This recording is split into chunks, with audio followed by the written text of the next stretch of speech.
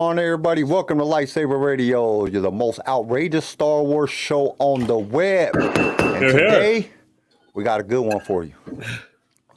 We got a good one, a really good one for you. Because we're going to be talking about, would you let Luke Skywalker be your Jedi master and guide you in the ancient teachings of the Jedi? As one of the most iconic characters in the galaxy, Luke has inspired a generation of fans with his journey from farm boy to Jedi Knight. But when it comes to trusting him to lead you down the path of the Force, opinions are divided. So grab your lightsaber, get ready for an exciting and thought-provoking adventure into the world of Star Wars. So let's do this. This station is now the ultimate power in the universe. Last we will be ourselves. Bad feeling about this. You are now in LightSaber Radio. If you only knew the power of dark Here it comes. Let's go. You are now in LightSaber Radio. 4, 3, 2, 1.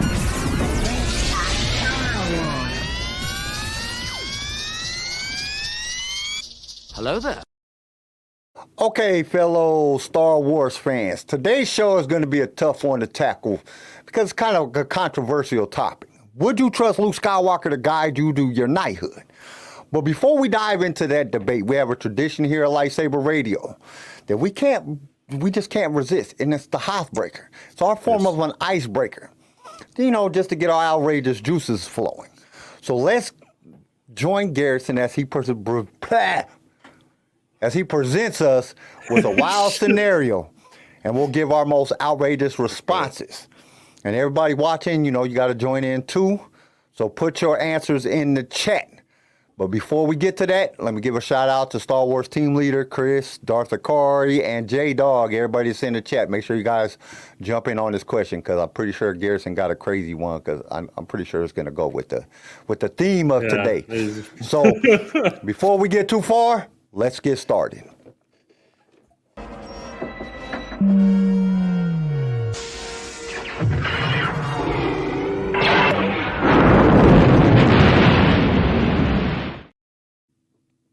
All right. So because we're going along Jedi Master, I figured a good question to ask would be, who would you rather have as your Jedi Master? Luke is off the table. You have to pick between Rey, which Rey right after Force Awakens, or not after Force Awakens, but in between Last Jedi and Rise of Skywalker. So she's not strong Rey. She's or Darth Jar Jar. He's still Jar Jar Binks, but he knows the Sith. That's kind of hard. I would say Rey because I could sleep with her. Most. I don't think so. Most Jedi masters end up sleeping with their Padawans at some time or other if they have the opposite sex. I just have a feeling that's what happens. Because they just be way too attached to each other. Rey doesn't seem like the type that would sleep with their Padawan. I bet you I could counter into it. Nah, I don't reckon. I got a mouthpiece like a snake. You don't look slither like Ben my way Swallow. into anything. You don't look like Ben Swallow. Says Rey because other doesn't exist that we know of. That's another question. This is an alternate universe where it's Jar Jar Binks. He literally acts the same as Jar Jar Binks. He just knows about the Force. I don't know. That's kind of hard because I would rather learn about the dark side, but Rey is fine. So Rey is fine. But there's no guarantee. I would give it to Daisy Ridley. So I would have to say, I don't know. That would suck. I think I would have Daisy Ridley train me, and then I would turn to the dark side after she got done. That works. That works. You'd be begging her. She'd be like, "I am all the Jedi," and be like, "And I am all this dick." I am blow your back out. I am fucking that ass. No. So Chris says Rey. Star Wars team leader said Jar Jar because I get to kill my master. If Darth Jar Jar was real, I'd probably choose him. Yeah, dude. Well, if Jar Jar is real, then that means he's the one that fucking made Palpatine and all them motherfuckers, and he the one that set up everything. So yeah, he's probably way more powerful than everybody. He'd probably be a dope dope Sith master. And it looks like Mr. Tory and CJ, or yeah, Mr. Tory, Mrs. Tory and Mr. CJ is going to be. Is it Mrs.? How do you say that? I don't know. I don't know. That's kind of weird. They're going to be they're running a little bit late today. They just hit us up on the text, said they was running a little bit behind, so they'll be here as soon as they can. So, okay, let's get into this because I was thinking about this. Well, let's start off the premise of this. I don't know. Let's just watch it. We're gonna watch the little trailer thing of Jedi Survivor, where Mark Hamill is training Cal Kestis. And we're going to watch this because it's kind of funny. And then that's what brought up the premise of this video because I was like, do I want to watch this video and then laugh and then talk about what I let Mark Hamill or Luke Skywalker train me. So let's watch it. Let's go ahead and watch the video. For me, I think it like Remember, Just feel it. all right, you're on Kobo. The Mogul Wampa thing is coming. You're not scared. Show me focus. Good. You're not playing baseball. Right. You will take me to the senator now. Take me to the senator No now. less risk. You know I don't actually have the force, right? BD1 says no excuses. Hold it. You get 2 lightsabers? Well, technically one, but I can split them. You never gave me 2 lightsabers. Like, this bullshit.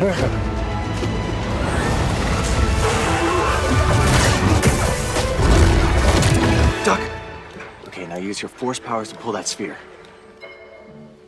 I really don't need you to explain the force to me. That was funny. Yeah, that was pretty good. I like that. So that's what brought me to the premise of today's episode, or to the idea of today's episode, because I was like, all right, I kind of want to see this, you know. I want to discuss this because I always thought, like, would you really let Mark or let Luke Skywalker train you after? Like, I think I probably would if it was before The Last Jedi. But after The Last Jedi, or like The Last Jedi era, Luke Skywalker, where he just weird as shit and some hermit and talk about the Jedi are weak and all kind of crazy shit, I'd be like, what the hell is wrong with this dude? Yeah, This dude is a psycho. Yeah, it depends like when Luke Skywalker. If this is like Luke Skywalker, like after Return of the Jedi or like Legends Luke, yeah, dude, let's go. Legends Luke, definitely. But Legends if this Luke, is like, if this is Luke from like the sequel trilogy, nah, get away from me, you crazy old fucking hermit. if it's like, Legends Luke, I don't think I could do it. No? No, I don't think I could let Legend Luke train me because he'll end up killing me because I'll be trying to sleep with his wife. Jade is fine. He'd be like, are you doing your training? Uh-huh. I'm training on how I can bang your wife. MILF. Because she fine as shit. But, yeah, somebody asked me a question on the, I can't remember if it was on one of the social medias, but they asked if they made a Mara Jade movie, who would you cast to play Mara Jade? Ooh. And I was like, whoa, I don't even know. Like, I don't know either. I don't know. I kind of would give it to what's her face. What's her name? Shit. The chick that directed The Mandalorians. Oh, really? Bryce Dallas Howard? Yeah, Bryce Dallas Howard is kind of fine, and she got red hair. She is fine, but I would not cast her as Mara Jade. And she's a good actor. She played pretty good in the Jurassic Park movies. She's a great actress. I just don't know if I would cast her. Black Widow actor. No. Who's in the Black Widow? Scarlett Johansson. Yeah, Scarlett Johansson. That's what I thought. No, man, Scarlett Johansson. No, I can't do Scarlett Johansson. And we got CJ with a missing Tory. All right. We can't hear Who you. would you cast as Mara Jade, CJ? As soon as your mic starts working. Yeah, because we can't hear you.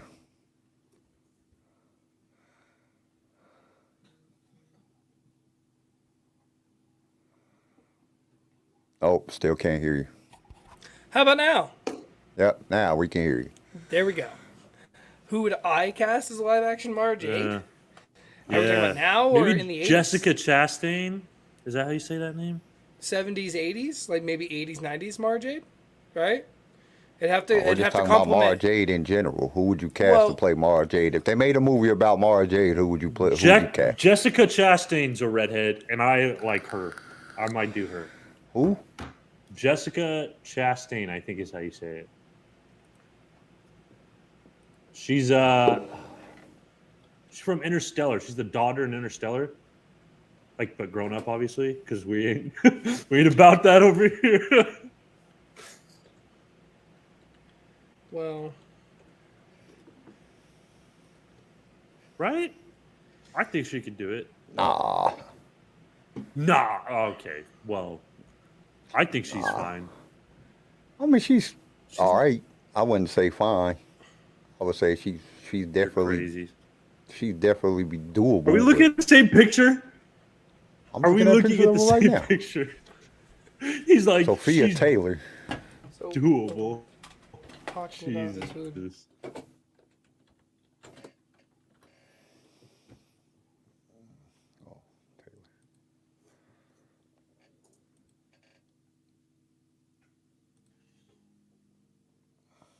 Oh, you could do that chick from God damn. Yeah, Sophia Taylor is the chick- fine, but like You I could don't do know the if that chick would from fit. fuck. Who's the chick from Jumanji or whatever? Karen Gillan. There She you also go. She also plays Nebula. She could be Okay. Mara Jade. Hold on. And she also plays Charlie in Supernatural. I agree with that. But if we're being technical, let's really think about this because I'm gonna make it technical. If they went into this with Mark Hamill, they would have wanted, like, if George really wanted to do this, it would have been done like in the 90s, right? So we got to think of a 90s actor that would complement a young, middle-aged, per se, Hamill? Mark Hamill. None. So I was looking at Lucy. Cynthia Nixon was hot. yes. Yeah, but that's not gonna happen anymore. So now you gotta like. Well, I'm just who would saying, you like, cast for no, today? I agree. I know, and I agree with her pick. Like, I'm right there no, with it her. was Garrison. Garrison That was my pick. Yeah. was like, Oh, who's then the I'm right there girl- with you, Who's bro. the girl from Jumanji? Who's the girl from Jumanji? Karen Gillan. She was also in Supernatural and obviously Guardians of the Galaxy. She could do it. I could see that. It got to be a natural redhead.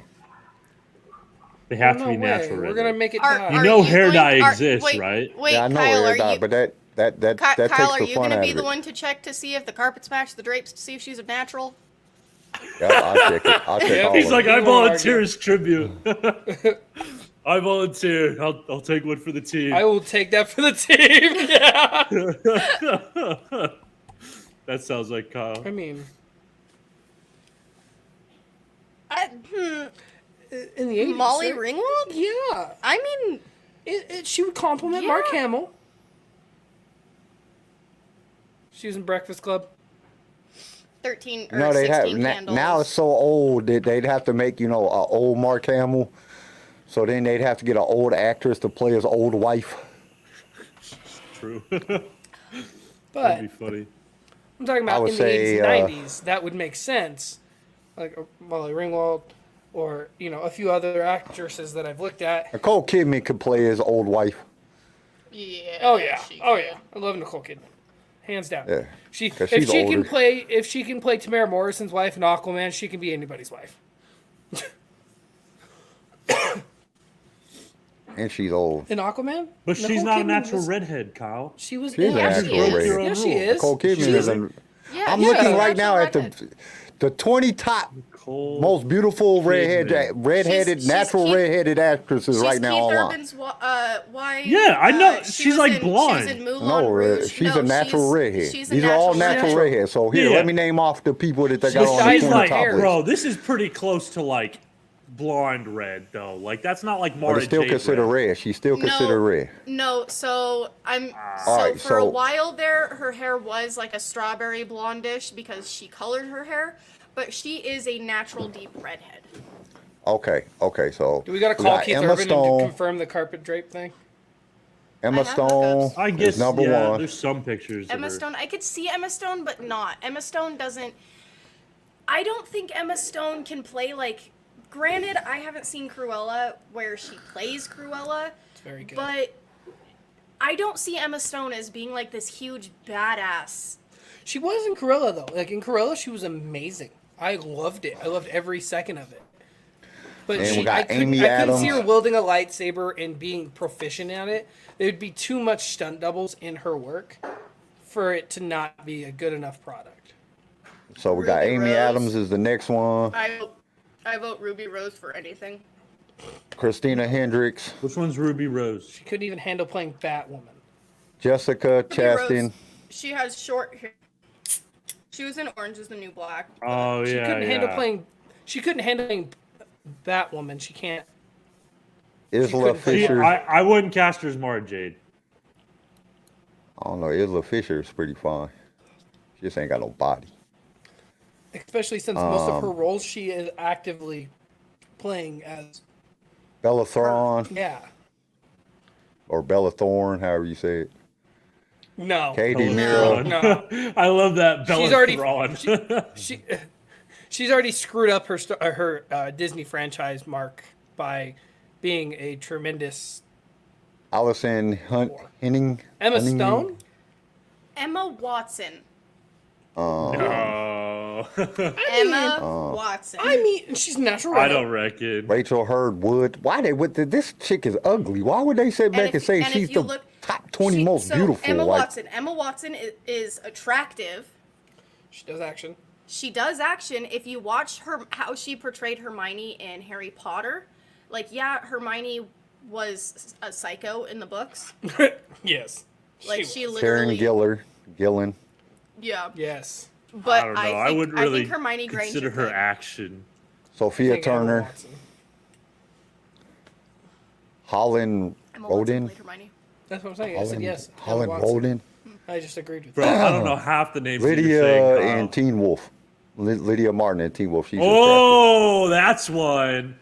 Who said that one? That's a good idea. this is just, I'm just reading off the top 20, top 20 rated most beautiful redheaded actor, That natural Lydia redhead from actresses. Teen Wolf. Ooh. That Ella redhead from Satine. Teen Wolf. You look like a Teen Wolf watcher. My sister does. I just So- know that one Graham. actress. Yeah, dude, I would she's not fine. be Heather me. Graham I'd could play change an my older pick. one. I'd change my pick. It's literally that chick. What was her name? I would Um, not be me if I didn't Holland say Scarlett Roden. Johansson Roden. just off of she Holland is Roden. Yeah, that's my pick. So But Scarlett, Scarlett Johansson, Johansson. is a natural redhead. We already know she's got the agility to do all of the Jedi flips and everything that Mara Jade needs to do. Scarlett Johansson. And it's fucking Scarlett Johansson. Yeah, she's just kind of. I feel like she's overdone. Like, I She is. don't really want to see her anymore. I absolutely adore her. Alexander Breckenridge, Which one's Jesse that? Anderson in The Walking Dead. She's fine too. Shit, I don't remember who that is. There's a redhead in The Walking Dead. Alicia Watts. Right? She could play an older one. Probably And not. then Julian Moore. And that's I don't know. I Bridget think you were right on the Holland. Bridget chick. Regan. I think Holland Roden. That's my pick. I don't know. There's several that are. I don't know, but it would also matter if, you know what I'm saying? Can they act? Just because you're a redhead and you're beautiful, it just says top 20 natural redhead actresses. So By looks. like, you know what I'm saying? Yeah, that's I fair. don't know They do have necessarily. to act. Okay, so the housebreaker was, since y'all weren't here for the housebreaker. The housebreaker was if you could have a Jedi Master, and it could either be Rey for the Jedi or Darth Jar Jar for the Sith. But the Darth Jar Jar acts and talks exactly like Jar Jar. He just knows the dark side. Which one would you choose? I'm taking Jar Jar. Yep. Sorry. No, you're good. Kyle was like, I'll take Ray because then we can like bone. And I was like, dude, Ray's not gonna bone you. I'm telling you, I told you I got a tongue like a snake. I can I'm talk my way sorry. into anything. So does Nah, Jar dude. Jar. Ray seems like the Jar Jar does have the Ray seems like the type like I just don't see it happening, dude. I see her being like abstinent her entire life. No, Ray. I would have an like ultimate goal though. My No, ultimate so- goal would be to sleep with Rey, then turn to the dark side, then kill her and end the Jedi once and for all. No, so Ray comes off like to me as a girl who like swears up and down that she's straight, but also swears up and down that she hates dudes, and it's not until she's in her 50s that she realizes she's lesbian, so she just lives her life in anger of not getting laid. Maybe. I mean, I kind of see that. Do you know somebody like that? She seems a little lesbian. Yeah, that were you speaking? That sounded like I very speak like. from personal experience. Damn, I'm sorry, CJ. It's whatever, I guess. I'm just here at this point. I still love her. But I feel that she does kind of give me that like Right? bitchy lesbian vibe. So Right, but she doesn't want to accept the fact that she's lesbian, so she's like, no, I like dudes, I just don't like you. And No, she's like, dudes are Darth Akari. assholes. Ray is a And, like, straight girl, but gets drunk and sleeps with women. Okay, so let me tell you, I had an ex-girlfriend that was like that.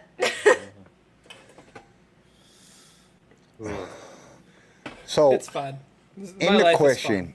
would you let? Because we were talking, the reason the whole Mara Jade thing came up because I was said I couldn't let Legends Luke train me as a Jedi because I'd get killed because I'd be trying to sleep with his wife. So it comes out to the point of who would you let, like if you had, would you let Luke train you as a Jedi, and which would you, if you seen the entire Star Wars saga and then you had a choice to let Luke train you as a Jedi, would you do it? Or would you have to let him train you before you seen the Rise of Skywalker, after the Rise of Skywalker, and would you rather let Legends Luke train you or Canon Luke train you? Okay, Dude, so not we a were actually chance that I talking let about Legend or Canon. we Luke were actually train me. talking about this on the way to drop the kids off. I was like, okay, what Luke are we talking about here? Because it's young Luke, yes, I would let him train me. If it was old Luke, no, because he has too much PTSD, and I could sneeze wrong and he'd try and kill me. Yeah, not a chance in hell do I let that fucking just destroyed character teach me. Like, That no. CJ just looked at me and he's like, why you gotta phrase it like what the fuck? Bro, that broken. No. If I had to choose, I'm like sorry. really choose which person, I would let Legends Luke train me because Legends Luke is dope. 100%. 100%. Like, dude, he is super dope. Like, the force projections, all the shit that he knows how to do, all his Jedis is dope. His nephew, Jason Solo, he turns into a super dope ass Sith Lord. You know what I'm saying? Yeah. And we wouldn't have this Jaina's bitch-ass dope. Ben Swolo. We would have Ben Skywalker Yep. because Mara Jade and Luke had Ben. And then the movies Yeah, that was came, just some weird shit that and they just that fucked it all up. Disney changed that for Yeah, some give me- odd reason. Like, give you me- couldn't name him something else. Like, if you didn't want to use the character, you couldn't have named him like Eric Solo, Chris Solo. Why'd you have to use Steve? Ben? Ben is Skywalker. We all know that. Anybody that knows Legends or knows the expanded universe, knows that. Like, why did you have to use Ben? It's like Well, Disney just said, especially- there's shit on fucking Legends. But Well, later on, we're going to bring a bunch especially- of Legends character in and mix it all up and make it not make any sense. Especially because they had been in talks to bring Mara Jade to the screen, like to bring Mara Jade into canon. So they just fucked that all up by saying, "Oh, hey, it's No, Ben." now they Solo." got it.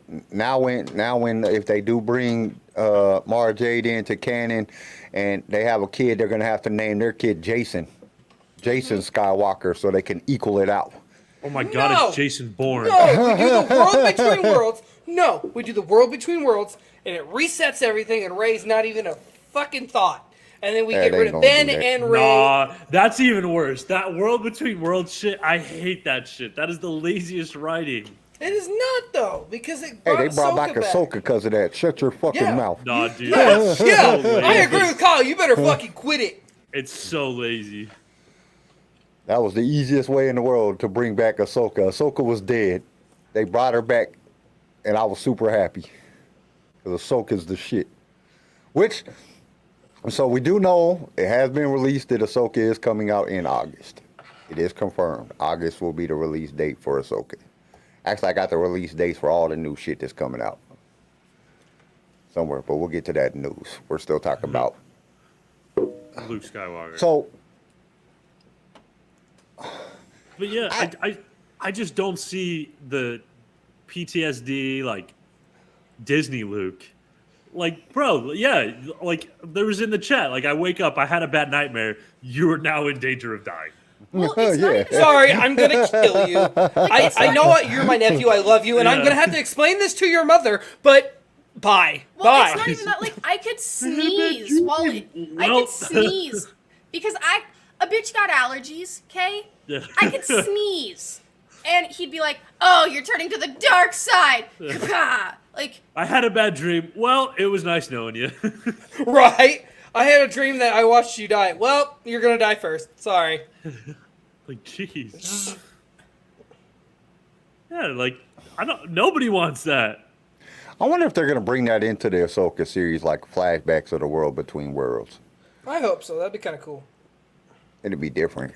Because Chris said, well, Garrison is going to hate Ahsoka No, I when will. from the looks of the trailer with the WBW. Like, the trailer kind of shows it, but it doesn't really show it. It just shows the art, like the It just art. looks no, because when they're fighting, when she's fighting that guy with the katana-looking lightsaber, it looks the hilt looks like a katana. It looks like they're in the world between worlds, and it's like, okay, why did we jump back to that? Because we know when that happened, it was Vader, not him.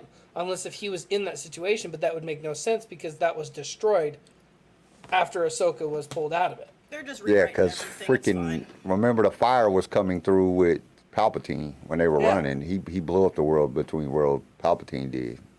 So Because Why if didn't the they use the door Force to shuts with the protect fire in themselves? there, it's just going to continue Yeah, to burn. but the fire can't kill you when you have the Force. Well, You can live through giant explosions. We know that now.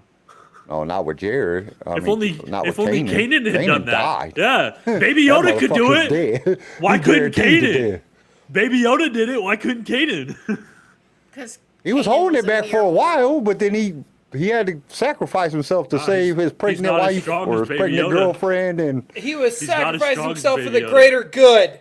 It's You it's don't. just You like put some damn respect on his name. no. It's just like Rey is stronger than Anakin.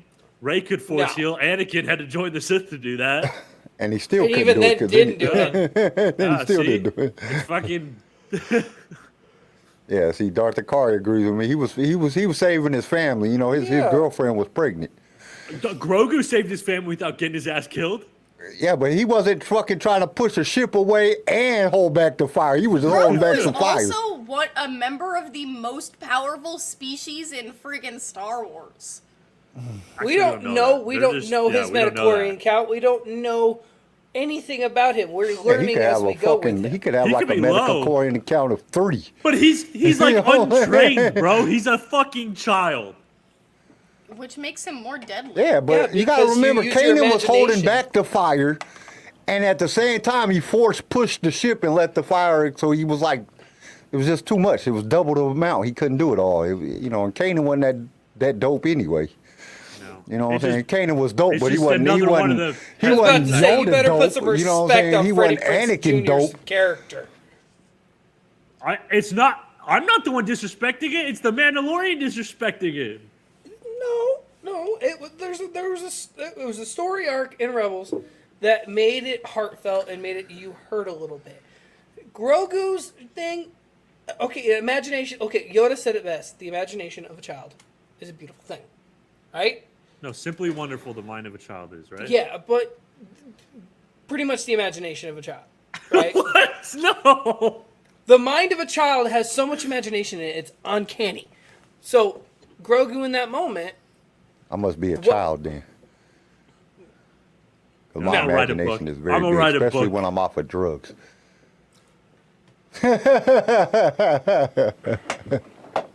Go ahead, CJ. I'm just fucking with y'all. Nope. Fuck off, all of you. A whole lot. I think I'm gonna No, write a book. but- It's gonna be amazing. You think you're gonna write a book about I don't what? know. We'll I'm figure gonna that write a out. book. You'll I'm gonna write a know book when about it the comes true out. force. That's why I'm gonna write a book about the true force and all this flying and weird shit and force projection. That's all bullshit. You can't do none of that shit. You're not a superhero, damn it. You can But- push shit around and you can control people's minds and you can jump real high. That's it. You can't do all that other shit like George wanted it to be. But with Grogu, you gotta think he uses his imagination a lot.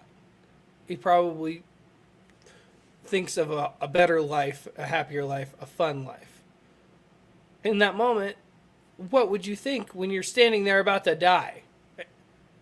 I'm gonna die. Oh shit! Oh shit! But you Big have ball the of force. fire is coming. My bad. But my you bad. have the force, and you know you can use it, and you trained with Luke Skywalker, young Luke Skywalker. So you learned how to hone your abilities. Not a lot, but just enough. Wouldn't you at least try? Hold on. Wouldn't you at least try to use it in that moment? And what if he did, and that's what we got out of that? 100%, I would try to use it. It just seems like, wow, this is convenient that Freddie Prinze Jr. couldn't do this, but Baby Yoda can. But you're looking at the thing in the wrong way, though, because you got to remember that when Kanan was doing it, he was holding back the fire. He didn't have a problem holding back the fire. The problem was when he wanted to push the ship away That's fair. and hold back the fire. So he was trying to do two things at one time that just taxed him out, and he had to choose. And he chose to save Hera and his son. Because I'm a true believer that he was knocking boots with Hera, and they about to have some little mutant baby. You know what I'm saying? That can use the force. It's gonna be human with long pigtails that are like half hair, half tentacles. Very interesting kid. And he's gonna be force sensitive, and he's gonna use Yoda's words. Judge me by my appearance, do you? So, yeah, you're ugly as shit. He's gonna be a great Jedi and an amazing pilot. Oh wait, he's Anakin fucking Skywalker. But yeah, he Luke was just doing Skywalker. two things, so he wasn't able to. I mean, it's kind of hard to hold back the whole fuel depot explosion and push a ship away at the same time. You know, that's kind of difficult, even if you are. And Kanan wasn't like Anakin strong in the Force anyway. I mean, Oh, I know. he wasn't even all the way trained when his master got killed. So you got to remember too that he's just going off of the things that he learned along the way. You know, learn from Yoda when Yoda's Force Ghost comes to Right. comes I know to he's him, not like learn from the a crazy Bendu, good Jedi. the things that he learned from you know what I'm saying, just using the Force from the time that his master left. He doesn't really have like a real, you know what I'm saying, full Right. training in Force, which kind of probably makes it better because then he's not limited by the things that they tell you can't do. He just, Limited. you know, so I don't That's see where fair. the thing Alright. comes. I would rather shit. I don't know. I think I'd rather have Kanan train me than Luke. No, dude, come on. Like Luke is especially Luke in The Last Jedi. Luke, like, dude, you're a fucking poor excuse for a that's Jedi. fair. That's fair. You over here trying to let the Jedi die with you, Yeah. fucking bitch. Like, that was the worst way. I still love that meme that I put out. I Which still one? love that. Which when, meme? when Mark Hamill and George is talking at the bar, he was Oh, like, yeah. that shit is funny as shit. I still look at that shit and laugh all the time. Yes. I think young Luke would have been a good teacher when he was still all like really into the Force. Like, especially if you go through some of the books, even some of the books that you would think that are more canon. So Legends books. Well, even some of the canon books, even like that last book that he wrote, that they wrote where him and Lando's going and looking for they're looking for the dark side. They don't know exactly what they're looking for exactly. They're just looking for some. Yeah. Shadows of the Sith. That's which would be more of a canon book, more in a canon timeline of books, even though none of the books are technically canon. This one talks about Ben and how Ben is. Yeah, it talks being about all that, and it persuaded talks about slowly. Rey's parents and everything like that, but it's still not considered canon. The writer is not even a canon writer. I think there is But no it such falls. thing. Go ahead. I don't think there's a such thing as a canon writer or not. I think if Disney lets you publish it, it's Well, Disney didn't let him publish it. Disney don't have no say so. We on make our publishing own rights. canon, all right? George Disney still won't holds do rights it. for George still holds Fuck rights Disney. for publishing. I make my own canon. That's what a lot of people don't like. So Lucasfilms is owned by, but Lucas Publishing is still owned by George Lucas. And it wasn't even published under Lucas Publishing. It was under the whole nother publishing company. So that's the crazy thing. A lot of people don't realize that Star Wars, like the name Star Wars, is still owned by George Lucas. Disney doesn't own the name Star Wars. They own Lucasfilms. Oh, really? So Star Wars is still owned by George Lucas. So if George Lucas wanted to come out with some Star Wars, he could at any time. Interesting. Because he still owns the publishing company. He just don't own Lucasfilms anymore, which was the filmmaking company. But he still owns the publishing company. He still owns a gang of shit. He didn't sell off all his rights. He ain't stupid. You know, he's still making money off of everything that Disney puts out. I didn't know that. Yeah, he owns a lot of the publishing and rights and fucking, like, he still owns the rights to droids. So, like, every time an Android phone is sold, he still gets paid off for that shit. They just bought Lucasfilms. That's what Disney bought, was Lucasfilms. So the publishing company and all that shit still belongs to George. But that wasn't even published under. I don't think Disney Publishing even published it. I think that was published under a totally different publishing company. But it's in the timeline. It's probably the most accurate within the timeline of what happens in between this. So he's like kind of looking for this. He's training. He's still training Ben at this time, and he's looking for this Sith. A Sith kind of like. He don't know if it's the Wayfinder yet. He don't know what it is yet that he's looking for, but he knows that there's a dark side force out there, and he's trying to find it, which ends up being some fucking weird mask, and yeah, it's fucking crazy. Some Sith Lord that you ain't ever heard of before, and that shit went left field at towards the end, but it still was a good book. But the idea that that's the Luke that I'd want training me. If I was to get trained, I'd want that Luke, because that Luke is dope. That Luke is way dope. Like, he's like banging. He's super dope, and he seems like he's a good teacher at that time. Right. By the time Rey getting taught by Luke, like, no, hell no. By the time Disney got control of it, yeah. Luke Just had kidding. seen some shit. Yeah, it got outrageous. It highly depends. But then, like, at the same time, you're like, you might like get him in between where, like, at first he's a good teacher, but he could quickly turn into that piece of shit. So it's like, do you risk it at all? You know what I mean? I think Luke had a big head from the beginning because he took the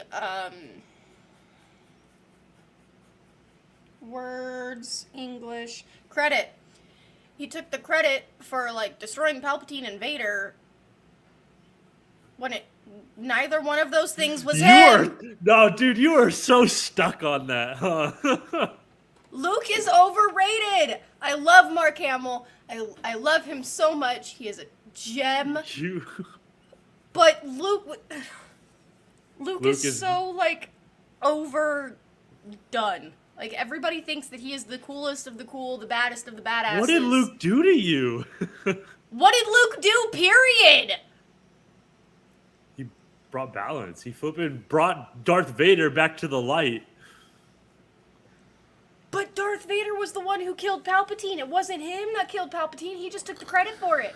And he defeated Darth Vader. He did all of this stuff all by himself, but no, he fucking didn't. He never said to do it by himself. He said that he did all of this shit. He was responsible for the Death Star blowing up. He was responsible for this. He's the one who killed Vader. He did this. He did that. No, motherfucker, no! It is not... Okay, in Legends, yes. That is how it was writ, but we don't know now with this new shit. So in Legends, in the Wedge Antilles, like the Rogue Squadron books, Wedge even pulls it up. He's like, Luke Skywalker takes a lot of the credit for a lot of what the Rebels did. It's not fair because I was in both trench runs. I was in the Battle of Endor. But no, it's Luke who saved the world. But Han, Leia, Luke, bro, Chewbacca, and Lando who shot it took into all the Death Star? So Who y'all want to made know it something that's possible for crazy? him to shoot into the Death Star? But could have anybody else done that? We don't know. Luke did it. Yes, he had backup. He's not saying he won the 2K championship by himself. He's not saying he won the NBA championship by himself. Obviously, In the obviously Legends, there's a he team does. behind He him. takes, But that doesn't mean takes he's credit not for the everything. GOAT.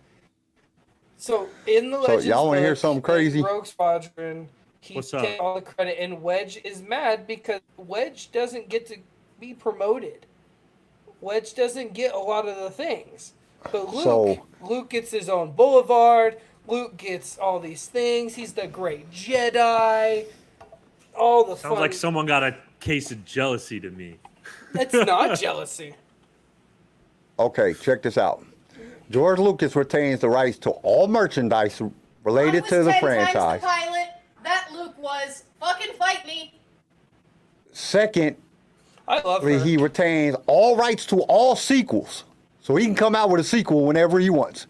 He can go in if he wants to and fucking... George Lucas can? George Lucas does. Oh, so he's the man to be mad with. So Come he on, can come George. in and make his own sequels, and they can't do nothing about it. In Please, 2020, George.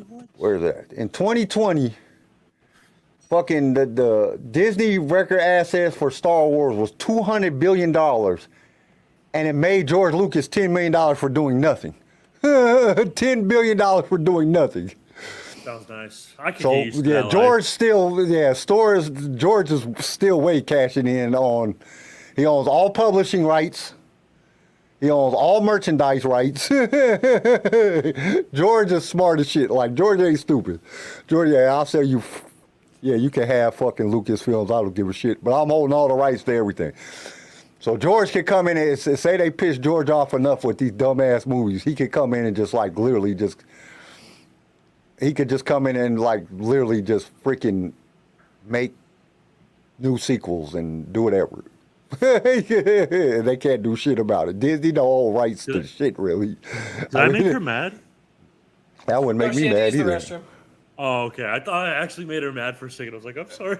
I didn't realize she like held Wedge that importantly. I'm so sorry.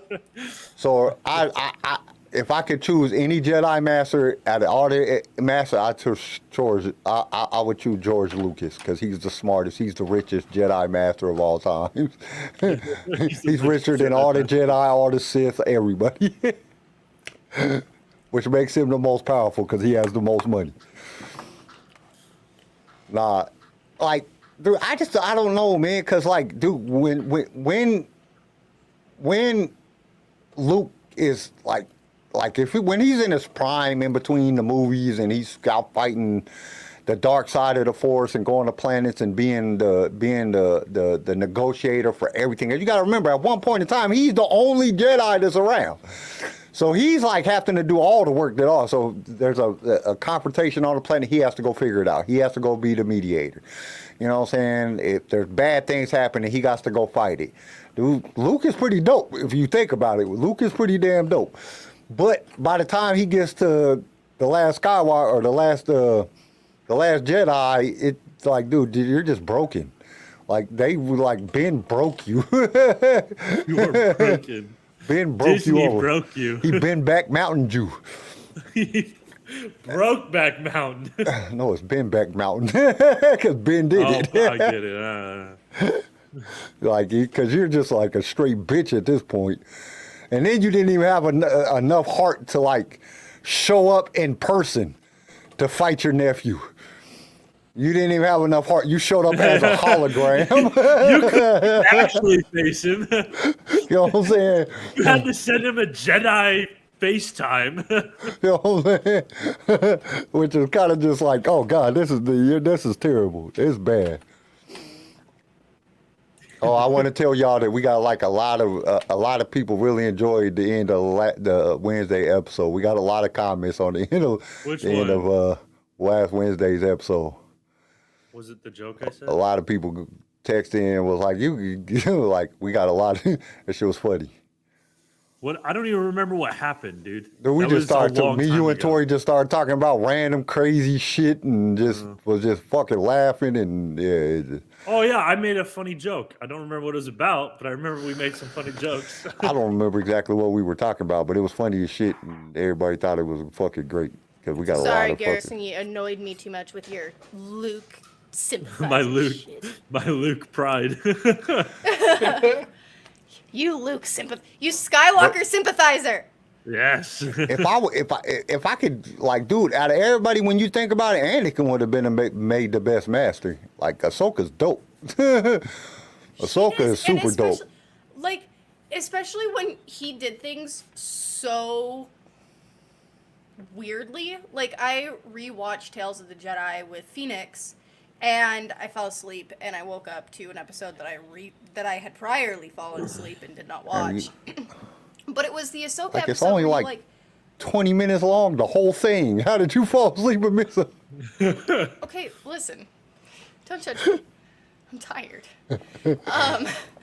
No, but like, and then I woke up to, and it was the episode where Anakin is training Ahsoka, and it's Ahsoka going through like the robots and everything. And he's like, "Okay, cool. Droids are predictable. People are not."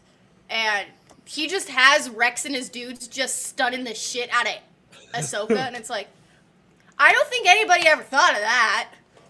Well, that's the thing. I mean, and that's why when it came time for Order 66, her and Rex walked out there in front of everybody, and she survived. Like any other Jedi would have died. Do you see how many fucking stormtroopers there was out there? That shit was a shit ton of stormtroopers. And all of a sudden, you know what I'm saying, there's just, like, and she survives it all. I mean, it's like her and Rex. They took out like a whole legion.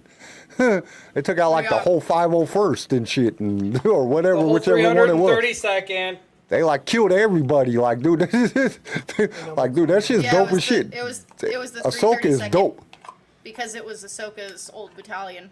I'm just like, you know what I'm saying? That shit is fucking just her and Rex, like, by themselves, and they survived that shit and killed everybody. Ahsoka's dope.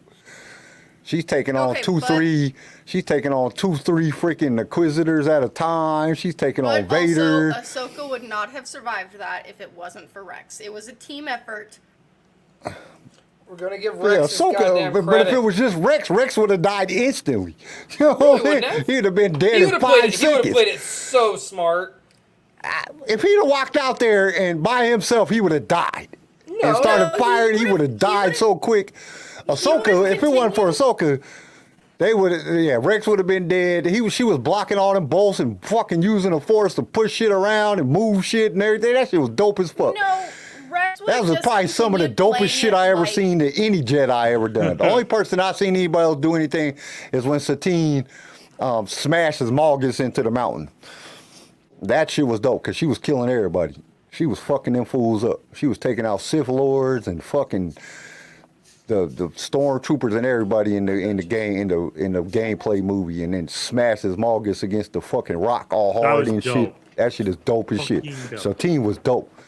But I don't think anybody's as dope as Ahsoka when it came to like any of the cartoons, any of the shit. Cause look at even at all the Jedi, even on in the fucking in episode 2 in the Clone Wars, when they were sitting there, man, shit like 10 Jedis got killed by some fucking beetles. Some shooting ass beetles and some fucking robots. They couldn't even hang. Like Ahsoka, way doper. She took on a whole fucking clone trooper fucking battalion and fucking survived. She's dope as shit. Ahsoka is dope. I'll take Ahsoka as a master. Like if I could choose any master, I'll let Ahsoka teach me. I mean, if Ahsoka had like more training, because like, dude, she's only had so much training. She can't teach you everything.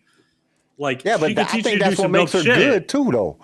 Because that's kind of like the same way with Kanan. Kanan was, I think a lot of it because it was just self-taught, learned shit, and there wasn't restrictions because you ain't got some master telling you can't do that. Like, you just kind of figure it out on your own. I understand that, but I also, like, there's, like, your master only knows so much, and, like, you can't self-teach everything. Like, so there's, like, a point. Like, you can't learn certain really things. Quick, our internet's lagging so bad. Kyle sounded robotic through the entire thing. I'm gonna restart the computer really quick to see if that'll help. All right. But I think that there's like literally like, look at Yoda, how Yoda and Obi-Wan went in there and just whooped the fucking, Yoda's dope as shit.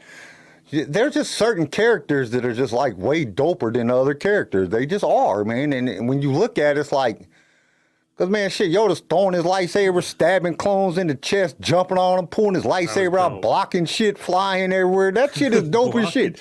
And that's one of the things that makes Ahsoka so dope is because she's agile. She's hella agile, man. She's flipping and freaking, dude, she's doing all kind of shit, man. And that's just, you see that. I mean, look at Palpatine. Palpatine's old ass. This motherfucker old, decrepit, electrocuted himself, turned into a zombie-looking motherfucking thing. This motherfucker's hopping around and shit. If not, Yoda would have killed him quick as hell if he didn't have all them skills. That's just being able to do, you know what I'm saying? Just living outside of the box of shit. You know what I'm saying? Like, Yoda got 800 years of experience, you know what I'm saying, by this point. You know, that's fucking gonna outrange. He knows shit about the Force that don't nobody know. Ahsoka being out there and having to learn shit that, you know what I'm saying, because she ain't got nobody to teach her. She just learning shit on the fly. Oh, I didn't know we could do that. Look at it. Even worked with Rey. Come on, look, Rey used Force lightning and she thought she blew Chewie up. Bro, Rey doesn't know how to do anything. You know what I'm saying? She's picking up big ass rocks because nobody's told her that she can't do that. There's only, you know what I'm saying? Because a lot of the masters, that's what they teach. You can't pick up something that's too big. Why? Yoda said you can. Yoda said you can pick up whatever you want. If I want to pick up a fucking planet, I can do it. But you got other masters that say, no, it's too taxing on you. It'll do this to you and do this. If you don't know that that's an existing thing, then, you know what I'm saying? Dies. Mace Windu definitely for picking up a giant rock, dropping it on themselves. Mm-hmm. You know what I'm saying? So, and I think that's another thing that would make Luke a good teacher is him not knowing. You know what I'm saying? Look how limited his Jedi training is. He got a little bit from Obi-Wan right at the beginning. Then he got a little bit from Yoda. And then everything else he basically had to learn on his own. That's true. You ain't seen no fucking Jedi Force projecting and shit like that before. You know what I'm saying? And then what? He barely he didn't give Rey any type of training, and she's doing dope shit. She's fucking. That's just Disney stupidity. Don't She's picking up. Don't bring that into the argument. Clearing shit out and fucking shooting out Force lightning. Like, who says that Force lightning has to be a dark side power? You know what I'm saying? Nobody ever. The Jedi's the only people that said that. Why? Why does that? If I'm a good person, I can't use Force lightning. You know what I'm saying? Why? If it's part of the Force and the Force allows me to use it, then why can't I use it? Revan used it, and he was on the dark side, came back to the light side, and still used Force lightning. So it's like, why? Who's telling me that I can't do these things? Like, that's the Jedi basically putting limitations on their teaching because of their dogmatic ways. Right. You know what I'm saying? There ain't no telling. Like, just like Darth Bane. Darth Bane don't shoot lightning out of his hand. He draws lightning out of the fucking sky and fucking electrocute you. You know what I'm saying? Why? Because nobody told him he couldn't do that. You know what I'm saying? There wasn't nobody, the people that was trying to tell him that you can only do this and this and this and this and this, he was like, why? And then he went out there and did his own shit. You know, force spells, wasn't nobody doing that shit no more. Nobody was doing none of that shit by the time when Darth Bane came into the situation. And Darth Bane killed every fucking Sith that there was with the thought bomb, which is basically Sith sorcery. Wasn't nobody using that shit no more. Like, dude, the most powerful shit that you guys have in your fucking arsenal is the shit that you guys aren't using because of your dogmatic ways. And that's going for the Sith too. They was in these dogmatic ways that they could only do certain things, and wasn't nobody doing these things no more. And that was in the past and all that. And Bane was like, why? You know what I'm saying? That's what it all comes because he finished it. He never really finished his training neither. You know what I'm saying? Oh, definitely. They was still that you had to die in lightsaber battle and like, dude, like, why? Why do I got to die in lightsaber battle? This fool crushing How people. about not die at all? You know what I'm saying? He's like, dude, he's fighting somebody he know he can't beat in lightsaber combat in Kasim. Bane is fighting Kasim in lightsaber combat. Right. Kasim is like the Mace Windu of the Sith. You know what I'm saying? He's the teacher of all the Sith. He know he can't beat him, so what did he do? He dropped a bunch of fucking rocks on him and shit, just collapsed the temple on him. It's like, why do I have to beat you with a lightsaber? Be smart. You know what I'm saying? Like, Smarter, why do I have to do that? Like, that's the thing. Like, Yeah, why we're smarter, is it not harder. you know what I'm saying? Why? Like, and I think that not being trained fully and not have somebody pumping rules into your head is actually is a good thing. People pumping rules into your head is a bad thing. So with Luke not knowing a bunch about, like, not having that much training allowed him to find out things about the Force that other Jedis or even Sith wasn't even using. You ain't ever heard of a Sith projecting his fucking thing. That's just dope. And if you go to like the fucking Legends, Luke, this dude was Force projecting entire ships. Like, he put a ship out in front of him so they would be shooting at the fucking the hologram or the fucking projection, the Force projection. They'd be shooting at that. They'd be flying around on the side. Him and Mara Jade be flying around on the side, fucking people up.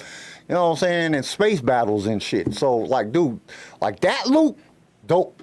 Super dope. I would definitely want that Luke to train me because he's not even Luke in canon, because he knows how to do these abilities because he doesn't have nobody restricting him to these dogmatic ways.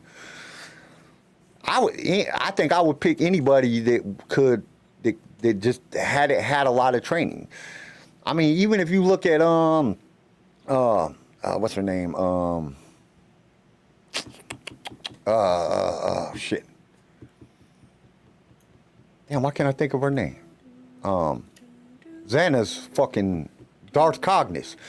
Darth Cognis, her ability is she can shut you off from being able to use your Force ability. Which is like just, and she just did it naturally. She had never been trained with a Jedi or with a Sith. She didn't know. It was just natural for her to do it.